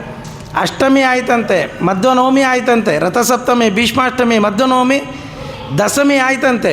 ಪರೀಕ್ಷೆ ಕೊಡಲಿಕ್ಕೆ ಆಗಿಲ್ಲ, ಯಾಕೆಂದರೆ ಎಲ್ಲ ಕ್ಯೂವಲ್ಲಿ ನಿಂತಿರೋರಂತೆ.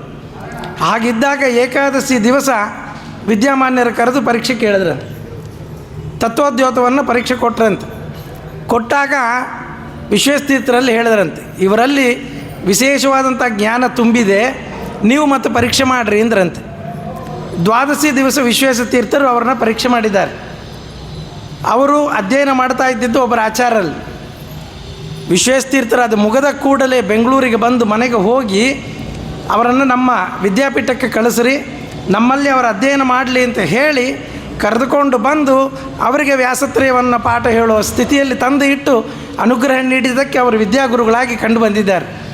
ಈ ರೀತಿಯಾಗಿ ವಿಶ್ವೇಶತೀರ್ಥರು ಒಬ್ಬೊಬ್ಬರನ್ನು ಹುಡುಕಿ ನೋಡಿ ಕರೆದು ಬಂದು ಅವರಲ್ಲಿ ಏನಿದೆಯೋ ಎಲ್ಲರೂ ಓದಿ ಎಲ್ಲರೂ ಕೂಡ ಪಾರಂಗತರಾಗುವಂಥದ್ದು ಅಂತಿದ್ದರೂ ಕೂಡ ಕೆಲವರಿಗೆ ಏನು ಯೋಗ್ಯತೆ ಇದೆಯೋ ಅದಕ್ಕೆ ತಕ್ಕದೇ ಪಾಠವನ್ನು ಹೇಳಿ ಅವರಿಗೆ ಒಂದು ಮಾರ್ಗವನ್ನು ಪ್ರದರ್ಶನ ಮಾಡಿದ್ದರಲ್ಲಿ ಇವತ್ತು ಈ ಶತಮಾನದಲ್ಲಿ ನೋಡುವಂಥ ಗುರುಗಳು ವಿಶ್ವೇಶತೀರ್ಥ ಶ್ರೀಪಾದಂಗಳು.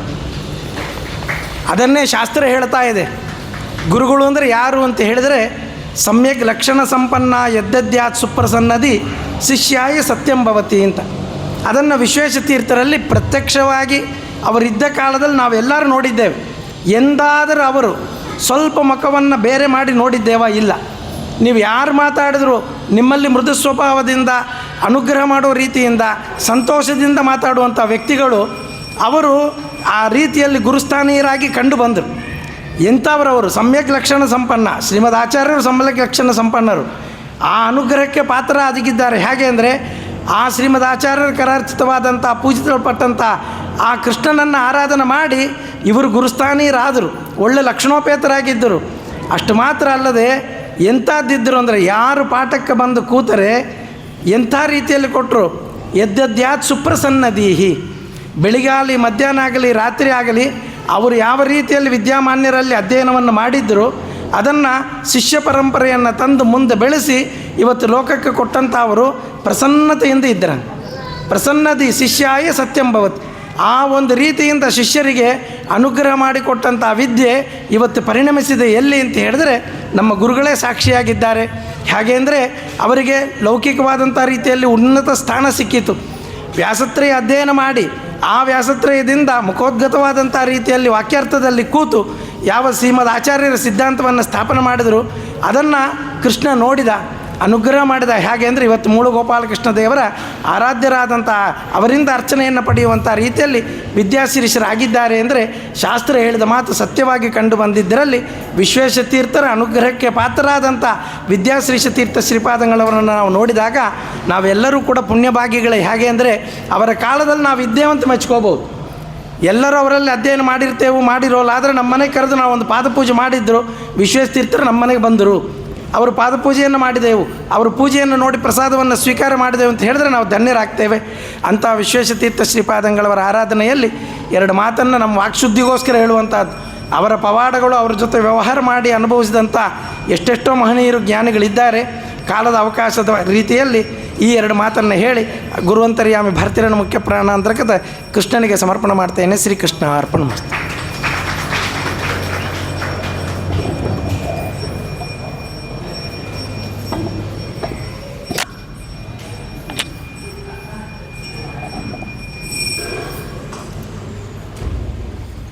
ಪ್ರಾಯ ಪೂಜ್ಯ ಶ್ರೀಪಾದಂಗಳವರ ಭಕ್ತರು ಭಾರತದಲ್ಲಿ ಎಲ್ಲ ಕಡೆಗೂ ವ್ಯಾಪಿಸಿಕೊಂಡಿದ್ದಾರೆ. ನಾವು ಒಂದೊಂದು ಗ್ರಾಮಕ್ಕೆ ಹೋಗಿ ಅಲ್ಲಿಯ ಅನುಭವಗಳನ್ನು ಕೇಳಿದರೆ ಸಾಕು, ಒಬ್ಬೊಬ್ಬರ ಬಾಯಿಂದ ಶ್ರೀಗಳವರ ಮಹಿಮೆ ಅದ್ಭುತವಾಗಿ ನಾವು ತಿಳಿಯೋದಕ್ಕೆ ಸಾಧ್ಯವಾಗಿದೆ. ಅದನ್ನು ಮಾಡಬೇಕಷ್ಟೇ. ಒಂದೊಂದು ಗ್ರಾಮದಲ್ಲೂ ಕೂಡ ಇದ್ದಾರೆ.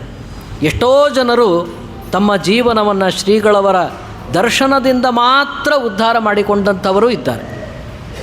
ಅವರ ಸಾನ್ನಿಧ್ಯವನ್ನು ಪಡೆದವರು ನಾವೆಲ್ಲ ಭಾಗ್ಯವಂತರು ಹೌದು.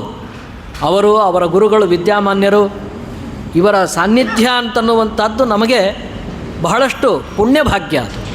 ಆದರೆ ಶ್ರೀಗಳವರು ಮತ್ತು ವಿದ್ಯಾಮಾನ್ಯ ತೀರ್ಥರು ಜೊತೆಯಾಗಿ ಭಾರತದ ಮೂಲೆ ಮೂಲೆಗೆ, ದೆಹಲಿಯಲ್ಲೂ ಕೂಡ ಅವರು 100 ಯಜ್ಞಗಳನ್ನು ಮಾಡಿ ಆಗಿನ ರಾಷ್ಟ್ರಪತಿಯನ್ನು ಕರೆದು ಅನುಗ್ರಹ ಮಾಡಿದಂಥವರು ವಿದ್ಯಾಮಾನ್ಯ ತೀರ್ಥರು. ಅವರ ಮಹಿಮೆ ಅಂಥದ್ದು. ಹೀಗೆ ತಮ್ಮ ಇಡೀ ವರ್ಚಸ್ಸನ್ನು ದೇಶದಾದ್ಯಂತ ಹರಡಿಸಿ ಎಲ್ಲ ಕಡೆಯ ಜನರನ್ನು ಉದ್ಧಾರ ಮಾಡಿದಂತಹ ಮಹಾಸ್ವಾಮಿಗಳು. ಮತ್ತು ಭಕ್ತರಿಗೆ ಇವತ್ತು ಯಾತ್ರೆಗೆ ಹೋಗಬೇಕು ಅಂತಂದರೆ ಅಲ್ಲಲ್ಲಿ ಮಠಗಳನ್ನು, ಯಾತ್ರಾ ಸ್ಥಳಗಳನ್ನು ನಿರ್ಮಾಣ, ಇದು ಹೇಗೆ ಈ ಯಾತ್ರಾ ಸ್ಥಳವನ್ನು ನೋಡ್ತಾ ಇದ್ದೇವೋ ಹೀಗೆ ಪ್ರತಿಯೊಂದು ಪುಣ್ಯಕ್ಷೇತ್ರಗಳಲ್ಲೂ ಕೂಡ ಯಾತ್ರಾ ಸ್ಥಳಗಳನ್ನು ನಿರ್ಮಾಣ ಮಾಡಿದ ಮೊಟ್ಟ ಮೊದಲನೆಯ ಸ್ವಾಮಿಗಳು ಪೇಜಾವರ ಸ್ವಾಮಿ. ಅವರಿಗೆ ಆ ಕಲ್ಪನೆ ಸ್ವಯಂ ತಾವು ಅನುಭವಿಸಿದ ಕಷ್ಟ. ಅವರು ಭಾರತದ ಮೂಲೆ ಮೂಲೆಗೂ ಸಂಚಾರ ಮಾಡುವಾಗ, ಉತ್ತರ ದೇಶಕ್ಕೆ ಹೋಗುವಾಗಂತಲೂ ಅಲ್ಲಿ ವ್ಯವಸ್ಥೆಗಳು, ವಾಸಕ್ಕೆ ಇತ್ಯಾದಿಗಳಿಗೆ ಬಹಳ ಕಷ್ಟವನ್ನು ಅನುಭವಿಸಿದವರು. ಇದನ್ನು ಮನಗಂಡು ನಾನು ಕಷ್ಟ ಅನುಭವಿಸಿದ್ದೇನೆ, ಸ್ವಾಮಿಗಳಾದವರೇ ಕಷ್ಟ ಅನುಭವಿಸಿದ್ದೇನೆ ಅಂದರೆ ಇನ್ನು ಸಾಮಾನ್ಯ ಜನರಿಗೆ ಎಷ್ಟು ಕಷ್ಟ ಆಗಲಿಕ್ಕಿಲ್ಲ. ಹಾಗಾಗಿ ಎಲ್ರಿಗೂ ಕೂಡ ವ್ಯವಸ್ಥೆ ಆಗಬೇಕು ಅನ್ನುವ ದೃಷ್ಟಿಯಲ್ಲಿ ಅಲ್ಲಿ ಜಾಗಗಳನ್ನು ತಗೊಂಡು ಮಠಗಳನ್ನು ನಿರ್ಮಾಣ ಮಾಡಿ ಅಲ್ಲಿ ತಮ್ಮ ಶಿಷ್ಯರನ್ನು ನಿಯಮನ ಮಾಡಿ ಸಾಧ್ಯವಾದಷ್ಟು ಅಲ್ಲಿ ಪಾಠ ಪ್ರವಚನಗಳಾಗುವಂತೆ ನೋಡಿಕೊಂಡು ಹೀಗೆ ಯಾತ್ರಿಕರಿಗೆ ಎಲ್ಲರಿಗೂ ಕೂಡ ಎಲ್ಲ ಸದ್ಭಕ್ತರಿಗೂ ಅನುಕೂಲ ಮಾಡಿಕೊಡೋದು ಒಂದು. ಮತ್ತೊಂದು ವಿದ್ಯಾರ್ಥಿಗಳ ನಿಲಯ. ಅಲ್ಲಲ್ಲಿ ಮಾಧ್ವ ವಿದ್ಯಾರ್ಥಿಗಳು ಹೊರಗಡೆಗೆ, ಆಗಿನ ಕಾಲದಲ್ಲಿ ಹೊರಗಡೆಗೆ ಓದೋದಕ್ಕೆ ಊರು ಬಿಟ್ಟು ಹೋಗ್ತಾರೆ ಅಂತಂದರೆ ಬಹಳ ಕಷ್ಟದ ಕೆಲಸ. ಇವತ್ತು ಅಷ್ಟು ದೊಡ್ಡ ಸಂಗತಿ ಅಲ್ಲ. ಇವತ್ತು ಅಮೇರಿಕಕ್ಕೂ ಹೋಗ್ತಾರೆ, ಅದು ಬೇರೆ ಪ್ರಶ್ನೆ. ಆದರೆ ಆಗಿನ ಕಾಲದಲ್ಲಿ ನಗರಗಳಲ್ಲಿ ವಾಸ ಮಾಡಿಕೊಂಡು ವಿದ್ಯಾರ್ಜನೆಯನ್ನು ಮಾಡುವಂಥದ್ದು ಮಾಧ್ವ ವಿದ್ಯಾರ್ಥಿಗಳಿಗೆ, ಬ್ರಾಹ್ಮಣ ವಿದ್ಯಾರ್ಥಿಗಳಿಗೆ ಕಷ್ಟ ಇತ್ತು ಅಂತ ತಿಳಿದುಕೊಂಡು ಶ್ರೀಗಳವರು ಅಲ್ಲಲ್ಲಿ ಎಲ್ಲೆಲ್ಲಿ ವಿದ್ಯಾಕೇಂದ್ರಗಳಿದ್ದಾವೋ ಅಲ್ಲೆಲ್ಲ ತಮ್ಮ ಮಾಧ್ವ ಹಾಸ್ಟೆಲನ್ನು ನಿರ್ಮಾಣ ಮಾಡಿದರು. ಅಲ್ಲಿ ಓದಿದಂಥವರು ಇವತ್ತು ಎಷ್ಟೋ ಜನ ದೊಡ್ಡ ದೊಡ್ಡ ಹುದ್ದೆಗಳಲ್ಲಿ ಇವತ್ತು ಕೆಲಸವನ್ನು ಮಾಡ್ತಾ ಇದ್ದಾರೆ. ಹೀಗೆ ಸಮಾಜದ ಉದ್ಧಾರಕ್ಕೆ ಏನೆಲ್ಲ ಮಾಡೋದಕ್ಕೆ ಸಾಧ್ಯವೋ ಆ ಎಲ್ಲ ಕೆಲಸಗಳನ್ನು ಕೂಡ ಆರಂಭ ಮಾಡಿದವರು ಪೇಜಾವರ ಸ್ವಾಮಿಗಳು. ಅವರ ಅಷ್ಟೊಂದು ಉದಾರವಾದಂತಹ ಚಿಂತನೆ ಅವರ ಮನಸ್ಸಿನಲ್ಲಿ ಇತ್ತು. ಹೀಗೆ ಅಂಥವರ ಈ ಒಂದು ಸ್ಮರಣೆಯನ್ನು ನಾವು ಮಾಡ್ತಾ ಇದ್ದೇವೆ ಇವತ್ತು. ಶ್ರೀಗಳ ಹೊರತು ಮತ್ತೊಂದು ಒಂದು ದೊಡ್ಡ ಗುಣ ಅಂತಂದರೆ ಅವರು ತಮ್ಮ ಕಷ್ಟಗಳು ಎಷ್ಟೇ ಕಷ್ಟಗಳಿರಬಹುದು, ಅದನ್ನು ಸವಾಲುಗಳು ಅನ್ನಬಹುದು, ಆ ಕಷ್ಟಗಳನ್ನು ಸವಾಲುಗಳನ್ನು ಸಾಧನೆಯ ಮೆಟ್ಟಿಲುಗಳನ್ನಾಗಿ ಮಾಡಿಕೊಂಡ್ರು. ಅದು ಸಾಧಕನ ಒಬ್ಬ ಮಹಿಮೆ. ಅದು ಒಬ್ಬ ಸಾಧಕ ಹೇಗಿರಬೇಕು ಅಂದರೆ, ಅಯ್ಯೋ ನನಗೆ ಕಷ್ಟ ಬಂತು, ನನಗೆ ದುಃಖ ಬಂತು, ನನಗೆ ಸಂಸಾರದಲ್ಲಿ ಸುಖವೇ ಇಲ್ಲ ಅಂತ ಚಿಂತೆ ಮಾಡಿಕೊಂಡು ಕೈಕಾಲು ಬಿಟ್ಟುಕೊಂಡು ದುಃಖ ಪಡುವುದಲ್ಲ, ಅದನ್ನು ಎದುರಿಸಿ ಅವರು ತಮ್ಮ ಸಾಧನೆಗೆ ಅದು ಹೇಗೆ ಮೆಟ್ಟಿಲಾಗಲಿಕ್ಕೆ ಸಾಧ್ಯವೋ ಆ ರೀತಿ ಜೀವನವನ್ನು ರೂಪಿಸಿಕೊಳ್ಳುವಂತಹ ಒಂದು ದೊಡ್ಡ ವ್ಯಕ್ತಿತ್ವ ಅವರು ನಮಗೆಲ್ಲ ಆದರ್ಶ. ಯಾಕೆಂದರೆ ಸಂಸಾರದಲ್ಲಿ ಎಲ್ರಿಗೂ ಕಷ್ಟಗಳು ಇದ್ದದ್ದೇ, ಯಾರಿಗೆ ಕಷ್ಟ ಇಲ್ಲ? ದೊಡ್ಡ ದೊಡ್ಡ ರಾಜರಿಗೂ ಕೂಡ ಕಷ್ಟಗಳು ಬಂದದ್ದಿದೆ. ಕೃಷ್ಣದೇವರಾಯನಿಗೆ ಕಷ್ಟ ಬರಲಿಲ್ವಾ? ಈ ದೇವೇಂದ್ರನಿಗೆ ಕಷ್ಟ ಬರಲಿಲ್ವಾ? ಎಲ್ರಿಗೂ ಬಂದಿದೆ. ಇಂದ್ರಚಂದ್ರಾದಿಗಳಿಗೆ ಕಷ್ಟಗಳು ಬಂದಿರುವಾಗ ನಾವೆಂಥವರು ಇನ್ನು? ಹೀಗಾಗಿ ಸಮಾಜದಲ್ಲಿ ನಾವು ಜೀವನ ಮಾಡ್ತಾ ಇದ್ದೇವೆ ಅಂತಂದ ಮೇಲೆ ನಮ್ಮ ಜೀವನದಲ್ಲಿ ಕಷ್ಟಗಳು ಸಹಜ. ಆ ಕಷ್ಟಗಳನ್ನು ಎದುರಿಸಿ ಭಗವಂತನ ಕಡೆಗೆ ನಮ್ಮ ಮನಸ್ಸನ್ನು, ಗುರುಗಳ ಕಡೆಗೆ ನಮ್ಮ ಮನಸ್ಸನ್ನು ಹರಿಸಿದಲ್ಲಿ ನಾವು ಸಾಧಕರಾಗ್ತೇವೆ ಅವರಂತೆ. ಇಲ್ಲದೇ ಇದ್ದರೆ ಏನೂ ಸಾಧನೆ ಮಾಡಲಿಕ್ಕೆ ಸಾಧ್ಯ ಇಲ್ಲ ಅನ್ನೋದನ್ನು ತೋರಿಸಿಕೊಟ್ಟವರು ನಮ್ಮ ಗುರುಗಳು ಶ್ರೀ ವಿಶ್ವೇಶತೀರ್ಥ ಶ್ರೀಪಾದಂಗಳವರು. ಅಂಥವರ ಆರಾಧನೆಯಲ್ಲಿ ನೀವೆಲ್ಲ ಭಾಗಿಗಳಾಗಿದ್ದೀರಿ. ಅನೇಕರು ಇಲ್ಲಿ ಈ ಅನ್ನ ಸಂತರ್ಪಣೆಗೆ, ಈ ಆರಾಧನೆಗೆ ಸೇವೆಯನ್ನೂ ಕೊಟ್ಟಿದ್ದಾರೆ. ಹೀಗೆ ಅನೇಕ ಜನರು ಅನೇಕ ರೀತಿ ಇಲ್ಲಿ ಪಾಲ್ಗೊಂಡಿದ್ದೇವೆ ನಾವೆಲ್ಲ. ನಮಗೆ ಆ ಗುರುಗಳ ಅನುಗ್ರಹ ಆಗಲಿ ಎಲ್ರಿಗೂ ಅಂತ ಹೇಳಿ ಅವರ ಅಂತರ್ಯಾಮಿಯಾದಂತಹ ಶ್ರೀಕೃಷ್ಣನ ಅನುಗ್ರಹ, ಆರಾಧ್ಯನಾದಂತಹ ಶ್ರೀಕೃಷ್ಣನ ಅನುಗ್ರಹ ನಮಗೆ ಆಗಲಿ ಅಂತ ಹೇಳ್ತಾ ಇವತ್ತಿನ ಈ ಸಭಾ ಕಾರ್ಯಕ್ರಮವನ್ನು ಮುಗಿಸ್ತಾ ಇನ್ನು ಗುರುಗಳ ಪೂಜೆಯನ್ನು ಮಾಡಿ ನಾವು ತೀರ್ಥಪ್ರಸಾದಕ್ಕೆ ಸಿದ್ಧರಾಗೋಣ ಅಂತ ಹೇಳ್ತಾರೆ. ಕೃಷ್ಣಾರ್ಪಣಮಸ್ತು. ಪೂಜೆ ಮಾಡ್ಬೋದು. ಇರಿ, ಬುಕ್ ಇಟ್ಬಿಟ್ಟು ಅಲ್ಲೇ ಇಟ್ಟು.